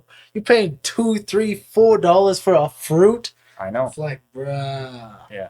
But I mean, I primarily eat so much fruit. Like I love that shit's expensive. What's your favorite fruit? Oh, probably either strawberries or bananas. It's hard to pick. See, but I like fruit a lot too. Like I like mangoes as well, so it's hard to pick. I would say strawberries, probably. Strawberries as your number one. Yeah. You're giving me some answers that I would have never guessed from Really? you. Like the Volvo, all kinds of shit, bro. I'm like, oh shit. That's why these conversations are cool. Yeah, you learn something new. Absolutely. And I was even talking about this with my homie. Wait, does his episode come out before yours does? I can't remember now. Because now these episodes, some of them are so far in advance. Yeah. I don't know how to reference them because some of them might not be out. Or they might be recorded, but they might not come out before. Like this one might come out before that one. Anyways, I was having a conversation with somebody on the podcast. Yeah. And what I was saying was, what I think is cool from like a personal standpoint of doing these is I'll have recorded conversations with people like you, like my siblings, like my other family. Yeah. Like, it's like who has a 2-hour conversation recorded with their mom. Yeah. Like, exactly. No, it's cool to document that. And just like, I think the thing about podcasting is it's such a human experience, whereas like what we experience now on social media a lot of the time is not. Yeah. But it's very artificial and washed up, what I mean? Like this, I love podcasting for that reason. Oh, me too. And that's why I thought and that's why it's also been so fun, because obviously I'm a huge fan of podcasts. But why it's been so fun to be venturing on this whole podcast thing is, and I've said it on this podcast so many times, my whole thing is authenticity. Like, my favorite art and artists are just the most authentic artists. Like, you know, like I just love when somebody's their own real thing, and that's what we get to have in during these conversations. It's just, I mean, and a lot of it's bullshit too, you know. Yeah. But that is also authentic, you know. It's like there's nothing wrong with bullshit small talk about whatever the fuck. What's your favorite fruit? You know? Yeah, exactly. Like, it's interesting to know these things, right? It is, you know. It just gives the excuse to have the conversation too, you know. Yeah. And like to dive in, like Ashley, for instance, I've known her for so many years, and yeah, I kind of knew about her friend dying and everything, but we never really had that conversation. And then we got to. That's a deep conversation. Yeah, you know, and it's like she, because her friend got stabbed in front of her. That's why it was such a crazy conversation. And you know, she cleared it with the family of the because he died. And so then it's like I've known this girl for whatever 7, 8, 9, like, you know, just under a decade, and we've had so many long talks, but never have we talked about that, you know. Yeah, that's wild. It just gave us an excuse to jump into that conversation, you know. And it's just yeah, I dig this whole podcast and the community around podcasting. I've said this before too, is because podcasters all want you to be on their podcast too. Yeah. So it's a much more mutual, and friendly community than like some of the music stuff is, you know. Yeah, pay me this amount of money if you want to step foot in my fucking studio. Yeah, well, it's like a conversation is good for everyone always. Yeah, you know? Exactly. Yeah, I think that's great. It has created a great excuse to be more organic for people, and I think people need that now more than ever. Oh, for sure. That's such a good point too. Especially because my favorite podcasts are the fucking comedian ones. You know, it's like, that's how these motherfuckers are just all the time. You know, it's like, oh yeah, that's who these fucking guys are. It's people who fuck around and make jokes all the time. It's like, oh man, because I know you listen to quite a few podcasts as well. What are your podcasts of choice? That one would probably be easy for a favor for me this past weekend for sure. Oh, word! Theo Von's hilarious. Like, see, and that's like the best example of organic comedy. Like, he's just like that way. Like, there's just there's no one like him. Like, the way he interacts with people is hilarious. Theo Von is and then Matt, the greatest combination comedy wise ever is just Theo Von and Bobby Lee. It's just I couldn't agree more. I just like as soon as they get together, it's like this is gonna be crazy. You know, it's just because both of those guys are just the most authentic people ever. And it's like when that's a good point. Actually, I never really thought about that because Bobby Lee is that way too. Oh yeah, he's just very strange. Yeah, you know? They both are. Yeah, just kind of in two different ways that are so similar, and that's what makes it so fucking. Yeah. Because how old is Theo Von? I think he's in his 40s. Is he that old? I think he's like 43 or something. Let's see if I got it right. Oh, that's impressive, dog. I don't know how I knew that. I was like, what do you think of Matt Rife? Personally, I just don't find him that funny. Like, nothing against the guy. Yeah, and and me and Faith had this conversation too. Because there was a period of time where I thought he was killing it. Yeah. I thought he was hilarious. And then he got super popular. And then I feel like he got less funny. Yeah. Like, I was like, bruh, I was on your side until, like, I don't know. Nothing against him. All success, man. Fucking. Yeah. Crazy. He's a one-kill wonder. Yeah. Yeah, I just don't fucks with him. I just don't fuck. I also, as much as I love Joe Rogan's podcast, I don't really like Joe Rogan's stand-up either. No, I mean, you know? Yeah. I think he's better at what he does in podcasting. That's just what his personality is built for, I think. For sure. As opposed to, like, his old dad humor. Yeah. I just like, it's kind of dry. I'm just like, and he yells so, and I understand this is like a comedy style, but it's like, I don't know. There's something about constantly yelling that's like, bruh, I don't know, man. It's too much. There's a point where it's like too much. There's some people that are really expressive that way and they do well with it. Yeah. But that's too much. Oh yeah, it's not my. Oh, so this past week. Okay, that's a good one. I don't always. I don't know why. I fucking love Theo Von too. Oh, actually, you know what? The last one I watched with him was the fucking Garbage Man of New York. Yeah, that's one of the last ones I watched too. That was actually kind of interesting.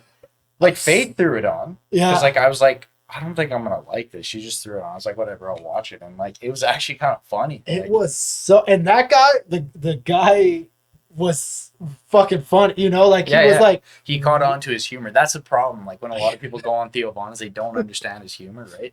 And it just ruins it. Like Joe Rogan, for example. Like him and Joe Rogan, you could tell like sometimes Theo Von's jokes just right over the bald head. You're like, bro, you can't tell that was a joke, you know, and then Joe Rogan will dive into it or something. It's like, bro. Yeah, it's like you're taking this way too seriously, man. Chill out. It's like, dog. Yeah.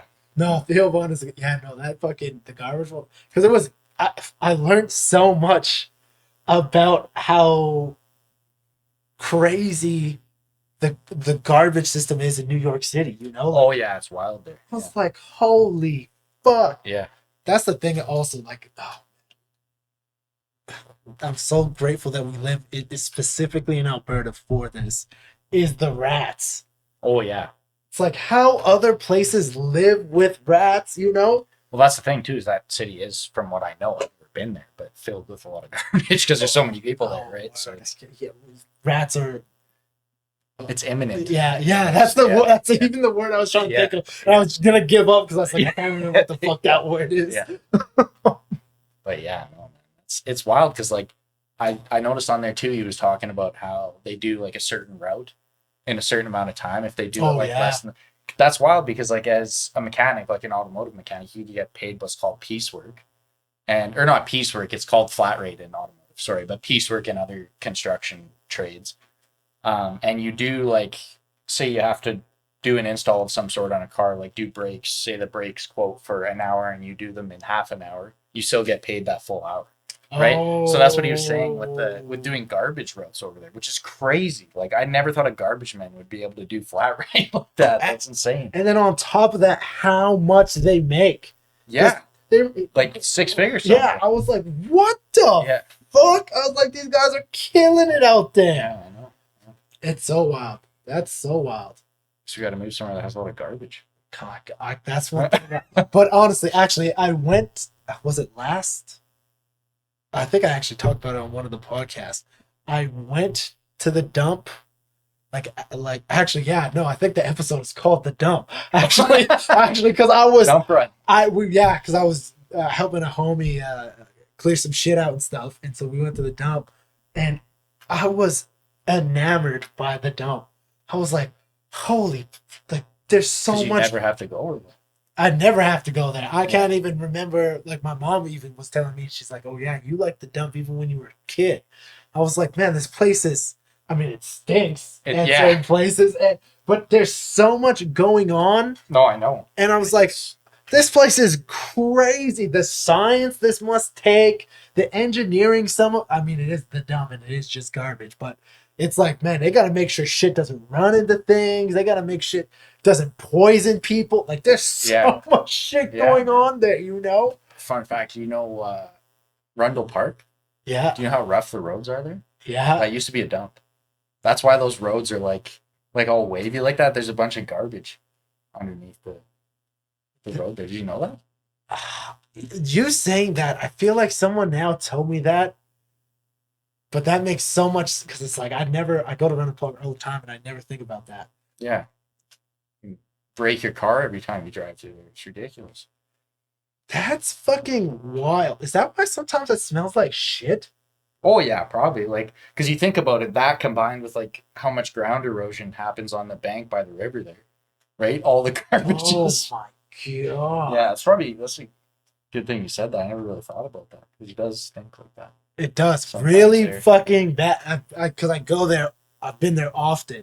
Even as of recent. And it stinks like fucking shit. There's also, I guess, the wastewater treatment center just in Gold Bar across the river there. But jeez, there's a lot of shit going on over there. Holy fuck. Yeah. Oh my God. Jesus fuck.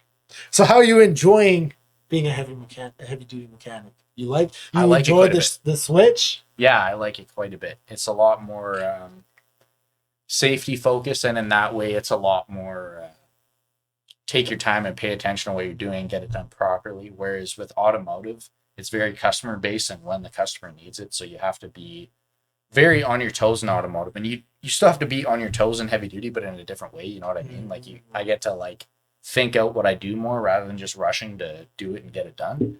And I like that about heavy duty. I respect the thought that goes into that and like the time it takes and like just how much different and large everything is, right? Like, Word. Like for reference, like I work on cranes, like I said, right? So it's a lot different than cars because it's just mainly hydraulics and electronics. Where cars, you're dealing with engine troubleshooting, you know what I mean, and suspension and brakes and everything. Yeah. We don't do so much of that with cranes. It's more just like what's wrong with the crane itself, not like the truck it sits on. Oh shit. You know what I mean? So like, it's a lot different, but it's a lot more. Yeah, it's been a lot more enjoyable for me so far. So. Damn, that's cool. So you're happy you made the switch. Yeah, and obviously way better paid. So that's a big part of it. But like the fact that I got both is like a blessing. I'm very grateful that I have this opportunity to do what I do. I think it's cool. Like it's one of those things that I just stumbled into and like I didn't know what it was going to be like. Word. But I just went off on a whim and just did it, and it was worth it, honestly. Damn, that's great. Cause that's you made I don't know how big of a jump that is. Would you say that's a big jump? You were in one. I think it helped a lot that I was in automotive, and it would help with anyone. You know what I mean? Like I think just understanding basic principles of like working with even just something as simple as fasteners, like bolts, you know what I mean, and nuts, and like not stripping them and correct torque procedures and just everything that goes into working on stuff like that. I think principles built up in automotive really helped me make the switch. Like, so it's not like it was anything crazy, but I was nervous to do it. Word. Yeah. Damn, that is crazy. And do you feel like you're learning quite a bit? Like, oh yeah, definitely, because it's all like based just on cranes, right? Like, and it's so much, like I said, so much different than what I was doing before. Everything is like going back to like how it relates to safety. Like everything is so big and everything has so much high pressure. Like hydraulic systems are very dangerous because of how much pressure they have in them, right? So like for example, like some of the guys at work were telling me this. I guess they show you pictures in school, I think. They probably warn you, I hope, give you a little bit of viewer discretion is advised. But like I guess like because hydraulics, when they're under so much pressure like they are in like a crane boom, like the arm that goes up and down, like they're like sometimes in the big cranes are like 6,000 psi or more, right? So like, which you think about it, like your tires are filled to like 35 psi, right? So like if there's pinhole leaks in hydraulic lines, like you can have it like split through all the layers of your skin, and like if hydraulic oil gets into your bloodstream, like it can like rot your limbs off apparently. So it's pretty like, yeah, it's pretty serious stuff. Like that's why you gotta like really pay attention to what you're doing more, make sure all the hazards are taken care of, you know. That's insane. Yeah. Like I don't know if you want to search up like hydraulic oil incidents, but you might have to, bro. I've never even searched it up myself, actually. I've just been told to just be careful with. What should I look up? Sorry, hydraulic oil skin injection, probably. It's gotta be. Oh, there's a lot of blurred out images. Not safe for work, guys.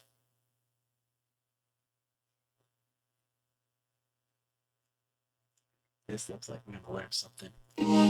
This looks like we're gonna learn something, bro. Yeah, I'm all in. Although relatively uncommon, fluid injection injuries can have extremely dire consequences. The size of the wound, which can be as small as a pinprick, can look benign and is often misdiagnosed by hospital staff. Failure to undergo surgery within 6 hours can lead to tissue damage, necrosis, amputations, and even death on extreme occasions. Following correct health and safety procedures and conducting routine checks of the equipment is of paramount importance. As an extra safety precaution, Pertec joined forces with a global PPE provider to develop the only glove on the market to protect against injection injury. Okay, that's just the advertisement for how good this glove is. But it did a great. Holy shit! Holy fuck! Oh my god, that was insane. Yeah, and just like also like on top of that, like just pinch points, right? Like lifting really heavy stuff with cranes, because all the sections we take apart like on cranes are usually really heavy. So we have to use another, like, you know what an overhead crane is? Yeah. Like it hangs from the ceiling, right? They use in manufacturing plants and stuff. We have to carry all the components usually with the overhead crane, right? So it's like it's that heavy, like. So damn. So while you're working, so there's obviously then a team working on the crane. Sometimes, like the last crane I worked on, I know I just started like 2 months, but I was working on it by myself, like pretty much the whole time. Yeah. Damn. So you just use the overhead. It's just you and the overhead crane. Yeah, pretty much. Yeah, and then you just like, Oh. yeah, you just take it off piece by piece, and you just, you know, take precaution not to inject your skin with hydraulic oil. Holy fuck! I didn't even know that was a fear until today. Yeah. Oh my god, that's insane. On top of just something falling on you Yeah. or fucking. Yeah. Holy shit. Yeah, but that's why it's so interesting too, is because there's so many different skills you can learn from it. Like just like lifting and rigging, like, you know, with lifting stuff up with a crane, even like operating, because you have to operate the cranes to test them out, right? So like you learn to operate, and it's really cool. I Oh, like it that way. crazy. Yeah. Because I knew this one. Who the fuck was he? A rapper? Was he a DJ? Now I can't remember. But he was also a really good. I can't remember if he was a fucking rapper or a DJ now. I just remember whichever one he was good at it. Like, you know, like fairly good at it. But he fucking loved being a crane operator.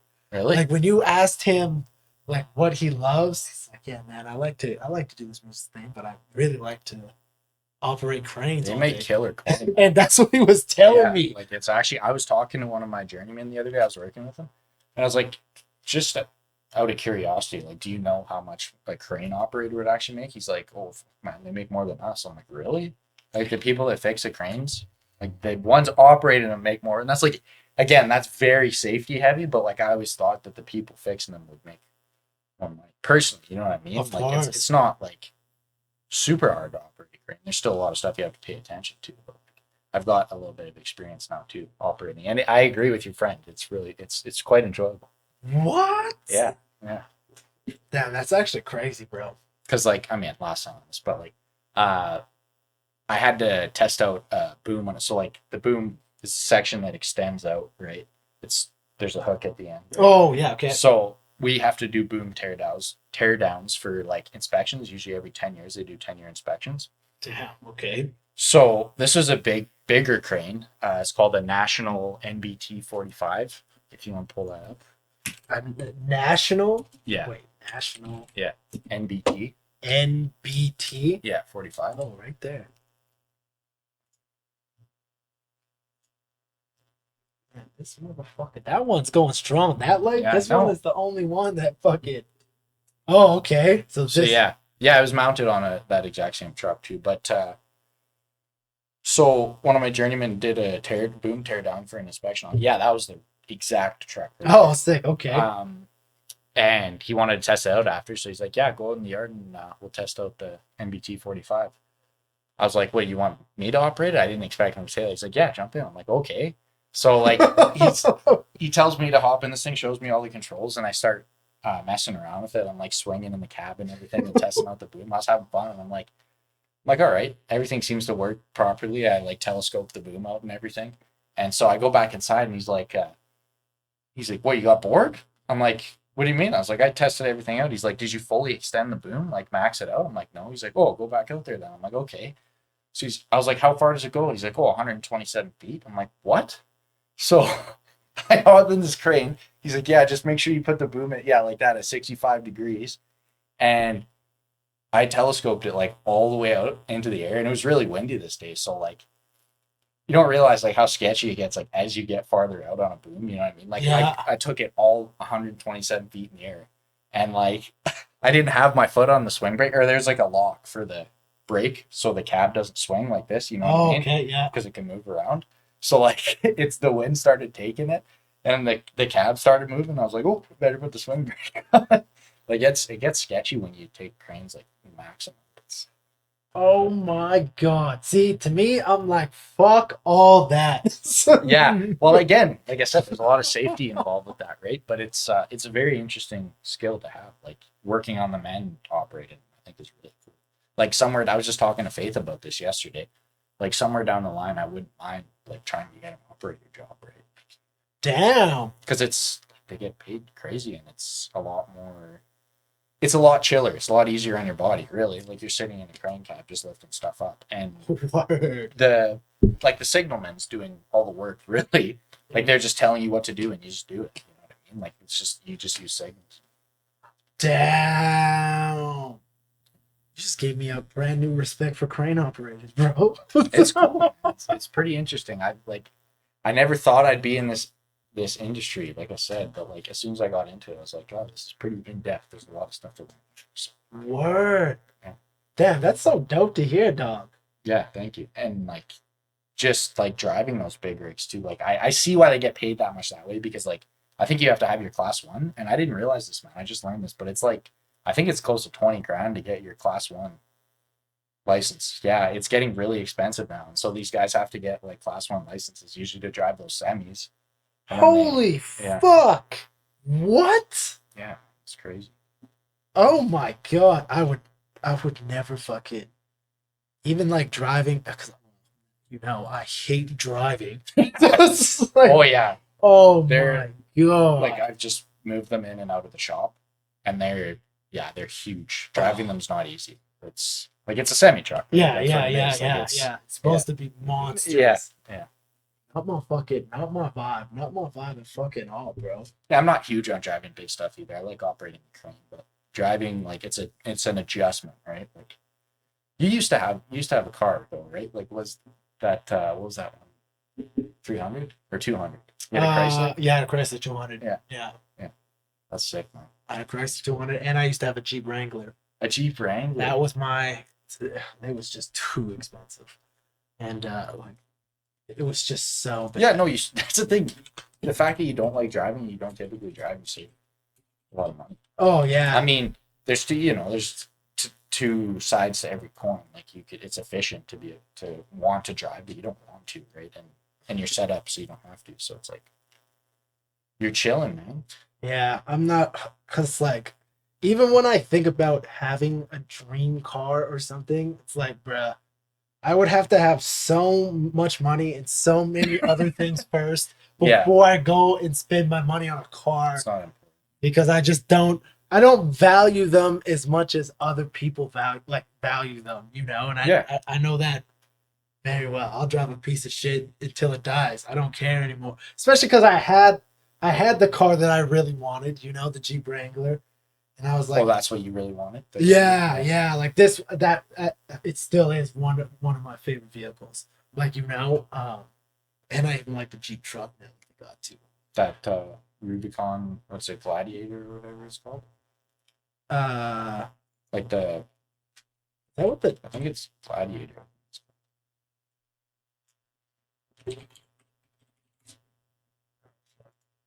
Yeah. Yeah, I think they actually. At first, I was like, "What the fuck?" But then I saw some in like real life, and I was like, "Oh no, these are." I would never get a truck unless it's this. Really? Yeah. You like those that much? I wasn't a huge fan when they first came. Like, I'm just not a huge Chrysler guy. Like, I don't like the Jeeps. Of course, like that's all Dodge, Jeep, Chryslers all the same, right? But they've grown on me a little bit. They're kind of cool looking. My the journeyman that got me to operate that crane, actually, he has that white one right there. He has that exact same. Oh, no fucking way. Yeah, and like he likes it quite a bit. But the only thing is like they're smaller, right? So yeah. Depends what you want to do with it, but it is a pretty nice truck. Like you would probably be towing anything.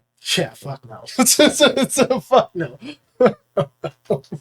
Yeah, they're dope. And they just work so well in this climate, you know? Yeah. They just fucking, well, maybe not the truck, but just like the Jeep. Yeah.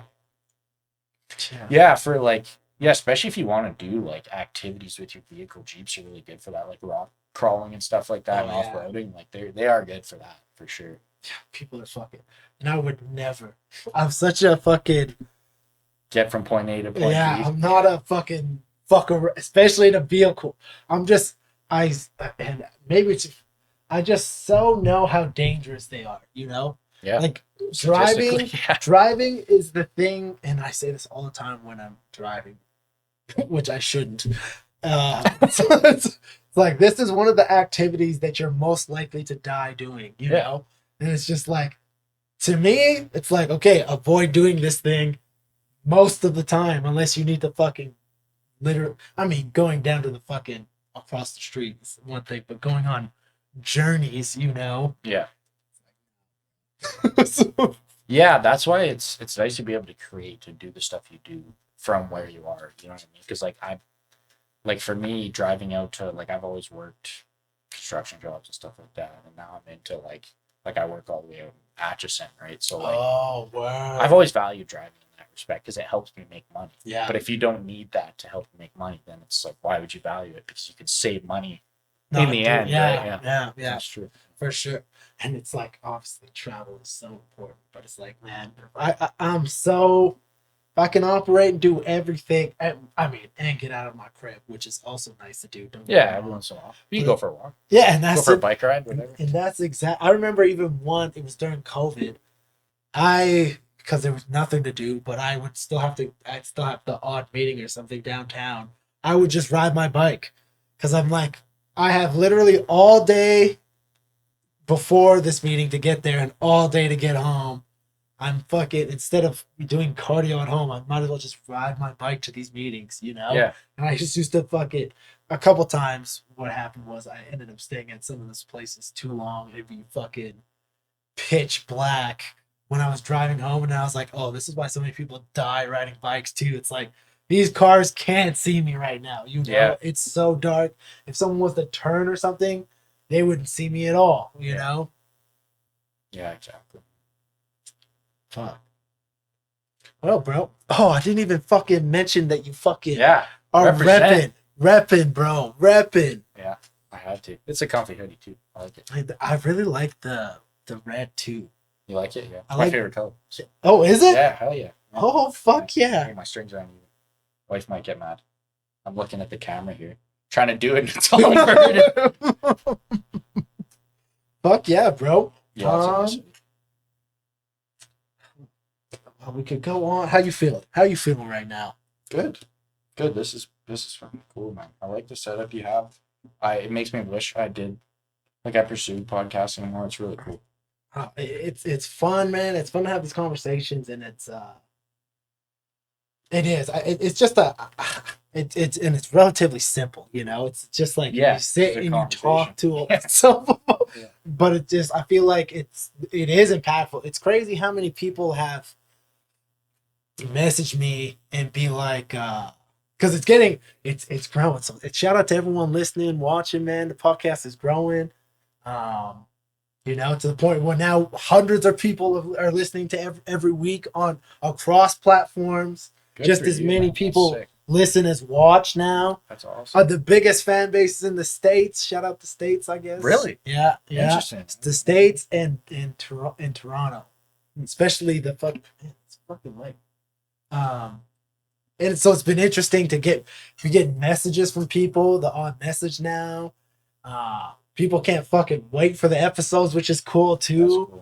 That's cool. It's also interesting to be getting the feedback. Like I did that one with I did the hello, because I'm trying other things too, because at the beginning it was just me, and then I started, like, Brandon was the first one to try the fucking and so now I've had a couple people on, and then I did the Halloween special one with Tyler Tyrell and Brandon, which was a little bit of a clusterfuck. Since it was a learning experience, and I'll do that one again, and we'll run it a little bit differently. Because I like the one-on-one conversations the best. Once there's more than one person, it gets to be a lot, you know? There's just Especially Tyler and Terrell. Sorry, boys. And we were drinking, we were smoking. Exactly. But that's what I wanted out of the Halloween special, you know? I was like, okay, this is one to kind of have some more fun with. And actually, they're going to come back and we're going to do some fucking... we're going to do, like... who can eat how many cheeseburgers like from eating McDonald's? competition? Yeah. Not even a competition, just to see how many. because Tyrell said, "How?" Okay, so this is a good question to ask you. This is so wild because I keep asking people, just people in my life now, because I'm just like, what do you think the answer will be? How many? There's 2 questions that are relatively the same. How many McDonald's cheeseburgers Oh my god. do you think you could eat in one sitting? And then how many could you eat throughout the entire day? 0 on both accounts. No, so one sitting and then the entire day. Yeah, yeah. So what does one sitting consist of? Like how much time? I would say maybe like an hour or two. Like like I would say kind of like buffet rules. So like 2-3 hours maybe. And then they're just gonna kick you out regardless. 2 hours we'll go off of. Oh man. See, the thing is, I can't even think about eating that much like fast food because I don't I don't typically eat fast food. It's not even that like, oh, it's bad for me. I'm just not like, it grosses me out. You know what I mean? Like eating stuff like that. So so that's another that's an added twist to yours. Yeah, that's like, I don't even know. Like I could probably try and muscle down like maybe 3 or 4 in the 2 hours, and I'd probably like throw up. What? Yeah, like I could probably eat a lot of food, but maybe not that food. Yeah. You know what I mean? Fascinating, because it'd just be like I'm shoveling trash into my body. Oh yeah, it's psychological and it's like physical. Like you feel that when you eat that much of that type of food. Oh, you're gonna feel like garbage. You know what I mean? So the 2 combined is just like enough to yak. You know? That's the fair and probably the realest answer. Yeah. So don't take me to McDonald's, Faith. All right, now we know. Now we know. And that's actually one thing I also want to talk about with you too, because you are a pretty clean eater. Well, lately, because I've been bulking, I've kind of been like letting loose a little bit. It's okay. So what does that mean to you, though? I'm bad with sweets, I will admit. Oh, like, I have a sweet tooth guy. Yeah, so like I don't like fast food and stuff like that, but like sweets, when it comes to like chocolate or ice cream, that's the heat of my heart. Yeah. Are those the 2 things, chocolate and ice cream? Yeah, I would say mainly for sweets. Like I love chocolate, man. Like Reese cups, like Reese bars, like yeah. I could eat. See that I could probably eat a lot of in a sitting. Yeah. Damn. And then what about ice cream? What's your favorite kind of ice cream? I really like mint chip. I'd say mint chip. Mint chip or just Reese ice cream because I love Reese. Damn, you love Reese that much. Oh yeah, it's taken over everything. Yeah, definitely. Damn, these are interesting. I've learned so much about you from some of the most basic things to talk about. Like exactly. What's your weakness for like food, like sweet, anything? The biggest thing for me, and it's the worst because it's the worst of both things. I am sweet and savory. It's the combination of the Chicago mix. Actually, no, that's one of the things you don't like Chicago mix. I can't do.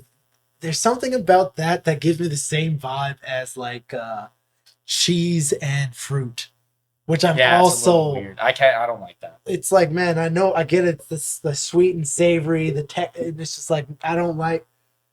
Like I see what you mean. It's there's certain combinations of it where I'm like, I love sweet. That's why I love Don't Air Poutine, because it's like it's like sweet sauce, fucking savory. So it's like I can go, and actually recently the thing that's been fucking, I'm like I forgot how much I fucking love this. It's chocolate milk.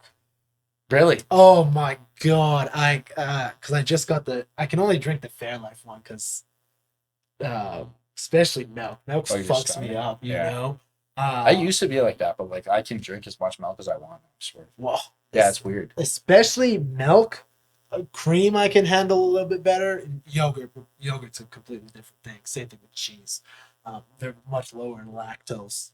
Yeah. So it's usually I can usually eat fucking cheese all day, you know. Yeah, but that's why those Fairlifes are. Lactose free. Yeah. They're delicious. So the protein shakes are amazing. I understand they're beating cows or something, which is unfair. it's, they're doing something to the cows. I heard, but it's like their product is A1. Yeah.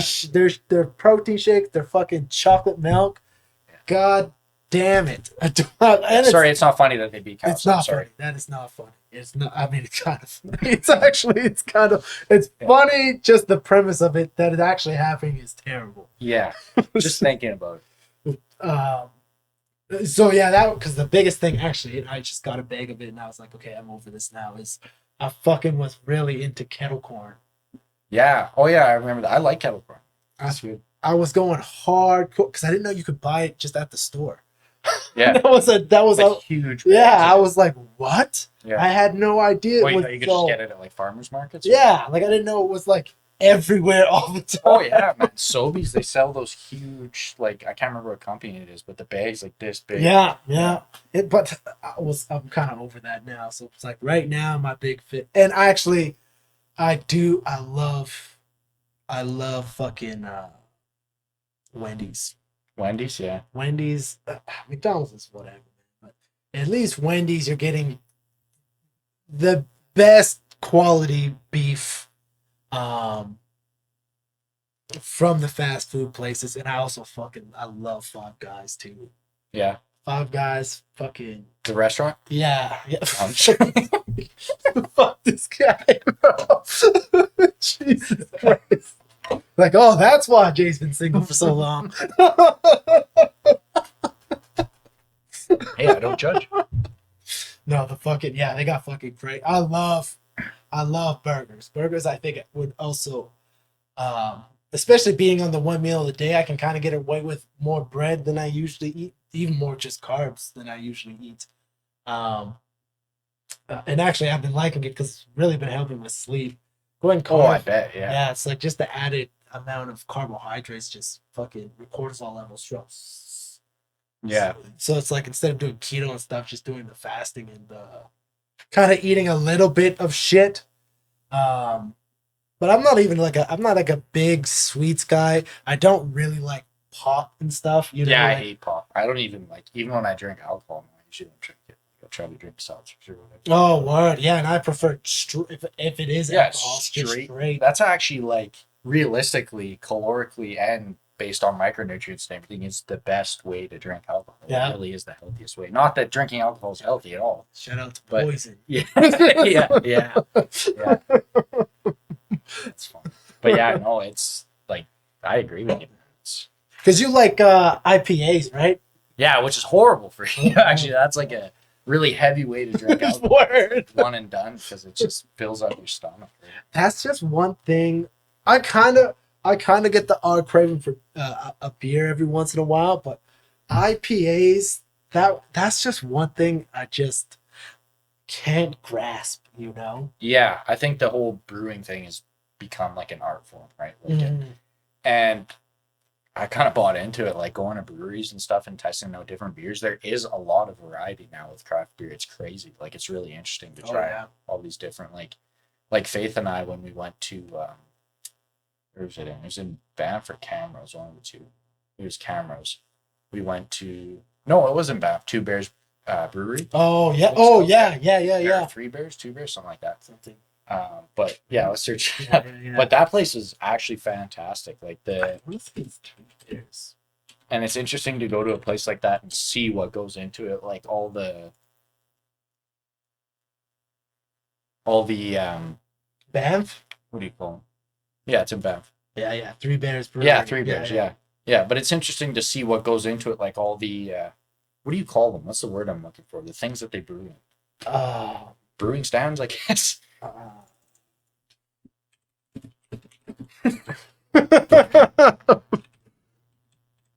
What do you? Yeah, there you go. I didn't even know how to ask that question. So good job. Sometimes you just gotta go super basic. Beer wort is for the hogs and a large tank.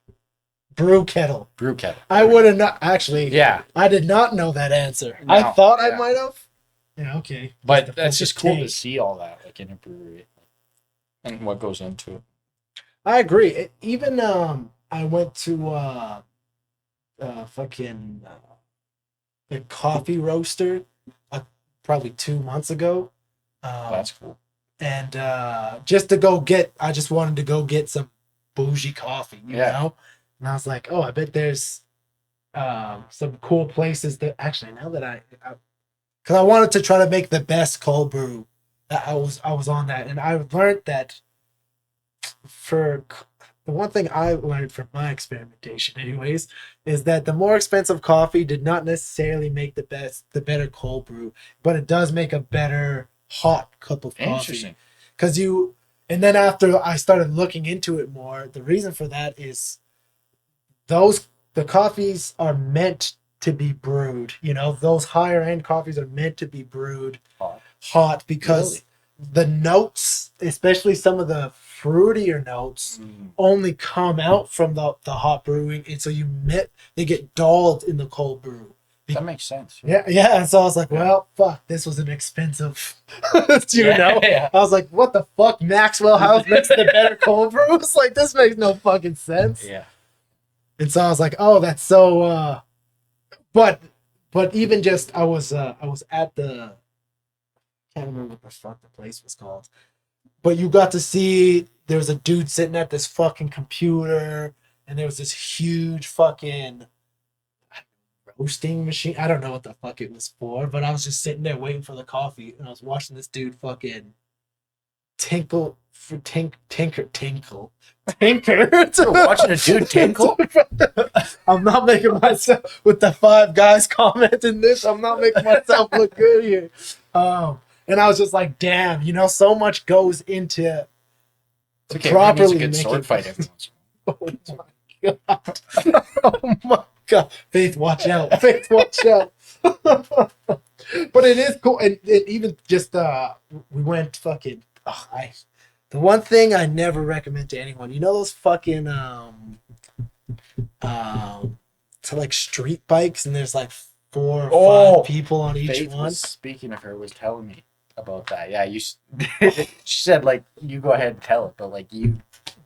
So we did it for my homie's bachelor party, and I'm like, okay, great, exercise. I'm like, I'm the one that's kind of all for this. I was like, they book it. I was like, oh, okay, it's so much work. Yeah, it is so tiring, and it was the middle of the summer. It was so hot. I sweat a lot. And so I was we're going drenched up the road from leaving the place, and I'm already sweating my balls off. And then you're drinking while you're biking. And I was like, this was a good experience to have. I don't know if I would ever do it again, know? Well, if you want to learn, like, how, like, notice the harmful effects of alcohol instantly, go do intensive cardio and drink at the same time. I've done it multiple times, and every time you're like, I regret this every time. It's just not the. I don't know where that would be fun. Like, I just can't even think of where is there a better place in the world for that? And I'm just like, well, everywhere's gonna have hills and shit. I'm just like, man. Yeah, it's a lot of work though to do. And then she was saying how, like, they were getting lazy, and you were. Oh, because people would get tired. Of course, you're gonna be fucking. Yeah. And I work out all the time, and I was tired. And they were making me pick the music. I think they were also confused. A lot of people confuse me being a rapper with me being a DJ. It's like, I don't know what to play. Some of the musical choices that I listen to. I'll listen to classical music sometimes. I'm not fucking gonna be blaring that on the, I don't always know what I should be playing, That's the one thing about a good DJ anyways. That's when that becomes a art form, When you understand the room, yeah. And it's like, how to fucking, and then also a really good DJ, especially for one, because I have a couple friends that are pretty established DJs, and especially club DJs. They're like, if you know when to clear the dance floor to make the club money, he's like, then you'll make even more money, because it's like, oh, why do we? That's a good point. Wow. Yeah. That's really, like, what's the word? Like, introspective. Like, you really looked within for that. Word. Because he's like, you have to have breaks in the music, or then no one would drink. Like, why does a club exist? For people to drink at, actually, The music side of things is just to keep people there all night. Yeah. But it's like, that club makes money when you buy shit, Yeah. everyone's just dancing to cover up their alcoholism. Yeah, which is wild. Put it bluntly. Shout out to the clubs. Yeah. I've never been a big club guy. I went, but there was. I guess it's good for you to perform at shit. Oh yeah, honestly, the clubs are some of the. Well, especially being in hip hop, you mostly only get booked in clubs, you know. Yeah, exactly. It's like that's just the space you get to perform at, you know. Yeah. Unless you're doing fucking stadiums, it's like hip hop artists aren't booking theaters like the Jubilee, you know, which is cool, a flex because I performed at the Jubilee. So it's like people hear that I'm a hip hop artist and I performed at the Jubilee. Like, oh, really? Yeah. Well, that shows like the diversity within you, though, and I applaud that because no, seriously, because like you're diving, like you said, you're diving into like creating house music. I think a lot of people only look within the confines of like what they know and don't try to expand on what they know. You know? Oh, I totally agree, and I think that's what kind of defines me. And I've always said this, even from when I could do it, but it's like I can rap over anything because that's what I always have wanted to do. It's like, yeah, if you played fucking just violins, let me fucking rap over top of that. Let me try to, you know, and I think it's also hindered me in my career because you can't fit me into a box because it's like, yeah, I'll have a fucking gangster rap song and then I'll have an EDM track, you know, and they'll be completely different. And I think it's hindered me because of algorithms and stuff, especially you can't get traction if you're always switching genres. Yeah, that's a tough thing. You gotta, you know, incorporate it when it needs to be incorporated. It's a really hard tipping scale, you know what I mean? 100%. Because there's like two sides to that. Are you doing it to appeal to other people, or are you doing it because you actually want to do it like organically? 100%.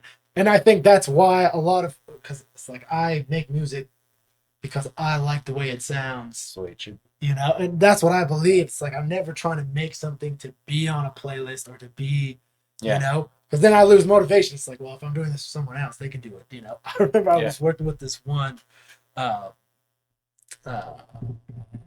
DJ or whatever, and he sends me the beat or whatever, and I write the track and I send it back with the vocals and everything, and I'm all for feedback and criticism, and I'll change things and whatever, you know. But this dude, it was on SoundCloud, and you can like make notes on SoundCloud. Yeah. And you can write comments. What at like each point in the in the song, yeah. Oh, that's pretty. You can even do that from a fan base to write comments. It's one thing that's cool about. I can't say a lot of cool things about SoundCloud. I have music on SoundCloud. You can check out my music on SoundCloud. And it is still a great place for new artists, actually. You can still get fairly popular on SoundCloud. Okay. So you can write comments on the track throughout the track if you want to. And it will also appear just as a comment in the below part as well. But this guy was giving, and so a lot of people will do that so that you can get feedback on the track, you know, at certain points. It was everything. There was so much feedback on he didn't like anything I did the entire and I messaged him and I was like, bro, because I remember actually sitting with him at this EDM festival that we were at, and he's like, he didn't know I was a rapper because it was an EDM festival. I was the only rapper on the bill, and so he thought I was a DJ, and he sits down with me and we're getting to know each other and whatever, and he makes this comment like it's like, you know, rappers need to learn to listen to the producers more. And I didn't tell him, so I was like, okay, where's he going with this? You know, it's like me, for instance. I know exactly how the track should sound. I know exactly what we should do from the beginning to the end. And so I was like, okay, that's an interesting. And again, I didn't know. I wasn't gonna say anything. I wasn't gonna tell him, oh yeah, I'm a rapper. I was like, interesting. So, anyways, I ended up rapping that night, and he actually. What was funny is I needed a DJ, and right before. And because the way the thing was set up, I usually run my own sets, but the way the shit was set up, I couldn't be both in front and where the shit was to run the thing, so I needed someone just to fucking keep pressing play, basically. Yeah. And he ended up being the DJ on my rap set. Oh. Yeah. And it was cool and whatever. We got along. but it wasn't until we fucking got to that part with like making the song later on, and it's just like the criticism. I was like, bro, I was like, man, I was like, I can't do anything with this because you don't like anything. Yeah. Like, it's like, it just sounds like you don't like the way I am as an artist. I can't make the song. And ever since then, it's been kind of weird. It's like, oh no, I like you as an artist. And all this like how? That sounds like insecurity to me, though. Almost like jealousy. Like, because he criticizes everything you want to do, but he thinks you're better, so he wants his idea to be projected through you. And that's what like, I think that's people like that. Like, it's just useless trying to work with them. It's like, go make music in Antarctica. Like, that's what I was like. I was like, bro, if you can rap and write this better than me, rap and write it better than me. Like, why am I here then? I just like, because I pride myself, especially in the work, because I understand music. People are sensitive. It's whatever. Yeah. And that's what it's like. It's like whatever. So it's like my whole thing is I'll make music however you want to make it. You want to do live artists? I don't care. I make music every way. I have no style of doing it, but so I try to be as simple and easy to work with as possible. But some people, it's just like it doesn't matter how easy you are to work with, they're impossible. Yeah. And I just fucking now I won't do it. Now it's like fucking bro. No, it's just like I don't believe it. It's a waste of time. Absolutely, dog. Well, homie, fuck this light, bro. It knew. I was like, yeah, we've been crushing it. That's 2 hours in the bag. Yeah. Do you have anything else you want to ask me? You have so many, even like you've been. Oh, there's so many hard hitters. I see. This is my thing with the podcast now too. It's like.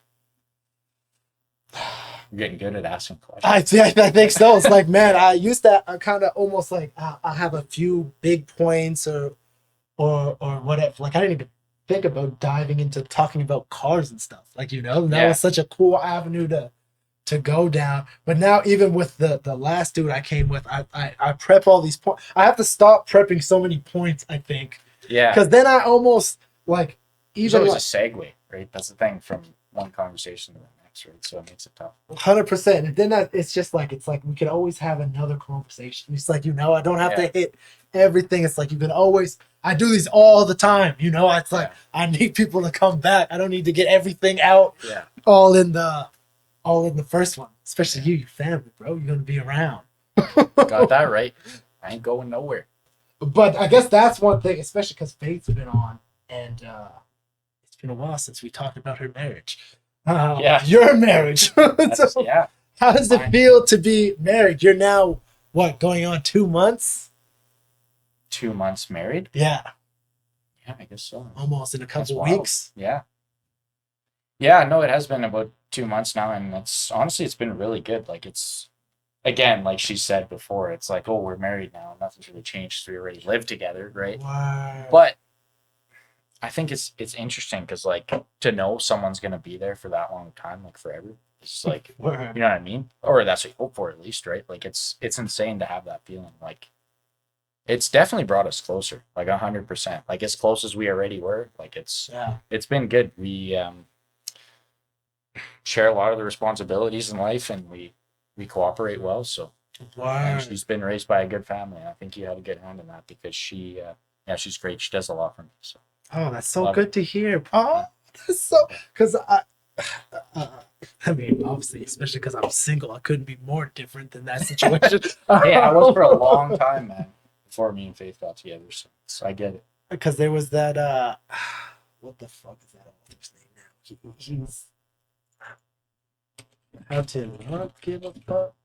Is that what that book is called? Oh, Mark. The Subtle Art of Mark Manson. Mark Manson, yeah. I believe it was Mark Manson. Yeah, The Subtle Art of Not Giving a Fuck. I never read this book because it's not my vibe. I get it. I get the vibe. It's just not my vibe. Yeah. I follow him on social media and stuff because he makes a lot of good points. It's just that voicing is not the voicing. Like his unique voice is not the voice that I resonate strongly with. Yeah. But he said this really because he got married. I hope it's him. Now that I think about it, I'm almost certain That's okay. it's him, but it is an author, but I'm almost certain it's him. And he was talking about getting married, and he's like, I spent so long. He's like, you don't even realize, even when you're not pursuing a relationship, you do spend so much of your time thinking about, okay, eventually I need to be in a relationship, and eventually, and he's like, once I got married and I realized it was you saying that someone's gonna now be there for forever. He's like, I was able to focus on everything else significantly more, because now this whole thing that I've been pursuing, all of my later adolescence and adult life, of pursuing a partner, I now don't have to do that part of it. Yeah. And it's like that. So much of your brain power Point, yeah. is now obviously put into nurturing and expanding on the relationship, but not in the pursuit of trying to find something new. And he's like, yeah, it's really helped me deepen my practice with learning and writing. And I was like, oh, that's a crazy like other benefit of a committed relationship or marriage. I never really thought about it that way. That's really cool, actually. Yeah, I would. Like, I was just gonna say, like, I've noticed that, like, just in the way you have that support too, and you don't have to worry about that. You know what I mean? Like Faith supports me 100% in what I do, and I think a lot of people get married and they get married to a person that doesn't, and that's where it goes wrong a lot of the time, right? But that's cool that he brought that up. I never really thought about that. Yeah, I thought it was so fascinating. Damn, so you still digging being married, eh? Yeah, I love it. I never thought I would get married, right? Like, that's the thing. I always thought before I got married, I was like, oh, I'm never getting married. It's a waste of time. But, like, you just find that person, and it's like, I know I'm ready to do this, and you do it. It's, Damn, that is crazy, because it's such a wild, again, just because I am fucking just a single dude doing his own thing, right now, it's just like such a wild concept. And even my homie Max, who's been on or is going to be on, depending on when this podcast comes out, he's also just a single dude, and he's one of the co-owners, not co-founders, owners of Free Fitness, my other fitness company.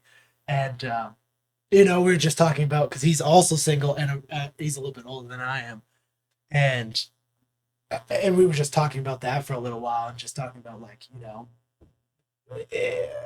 it's just like being so involved with yourself.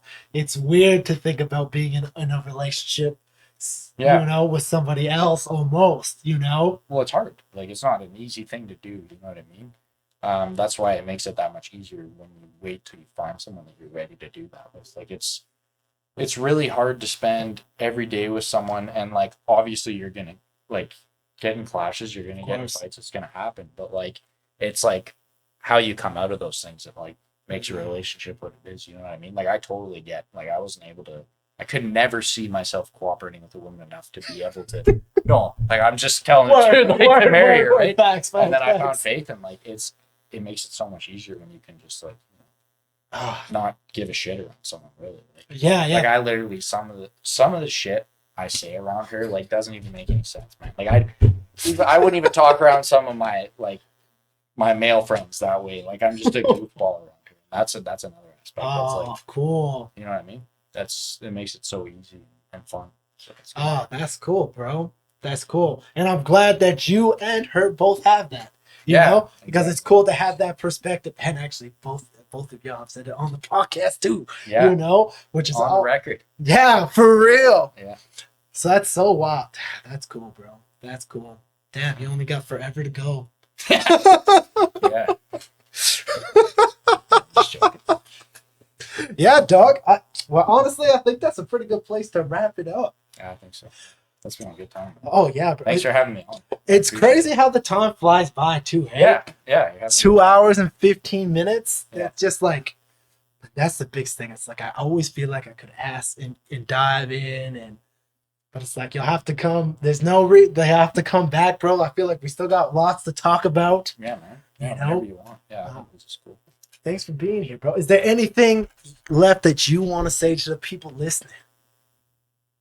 Thanks for watching, guys, and keep supporting this guy. He's doing good things on the internet here. Thank you for the coffee. I really appreciate it. No problem. That's awesome. Thanks, man. So if you're ever a guest on the podcast, that's the one thing I have to offer is a beverage. Yeah. Does it up right. It's nice to just have a drink while you're doing it. Oh, yeah, exactly. Yeah, something to keep your hands busy, whatever. Yeah, I don't know what I'm fasting, so I can only ever have black coffees now. Yeah. That's the one thing I've said about going to the one meal a day. It's like the only thing that I miss. I wouldn't even say it's a struggle. It's just the sacrifice of the fucking doing the one meal a day is the day of the podcast. I would usually always have some kind of bullshit coffee. Yeah. You know? Something sweet. Yeah. But now it's just like, all right, fuck it. Black coffee it is, you know? Yeah. Yeah. No, I feel like, man. I drink black coffee like every day. So. Yeah, it sucks. Well, dog, thanks for being here, bro. This was a great one. Appreciate the conversation. We hit a lot of points that I didn't know we were going to go in that direction, which I think is sweet. I learned a lot about you today. And a lot about you too. This was so much fun. We got the bullshit about all kinds of stuff. I'm sure he'll be around.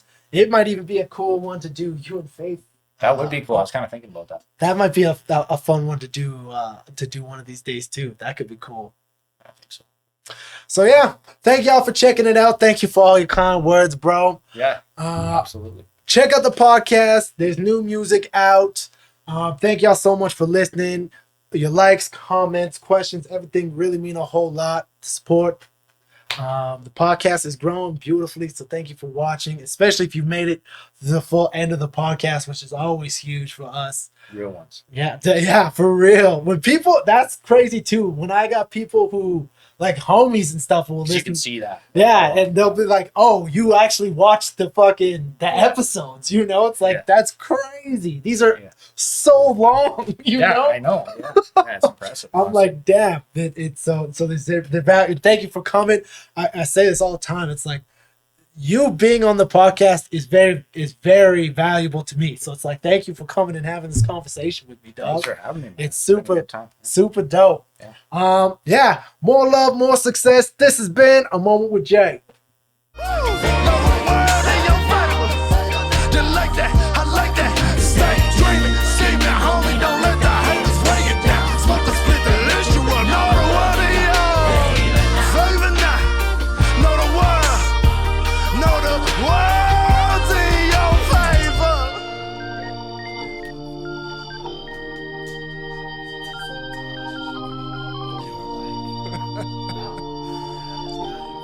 I hope you know,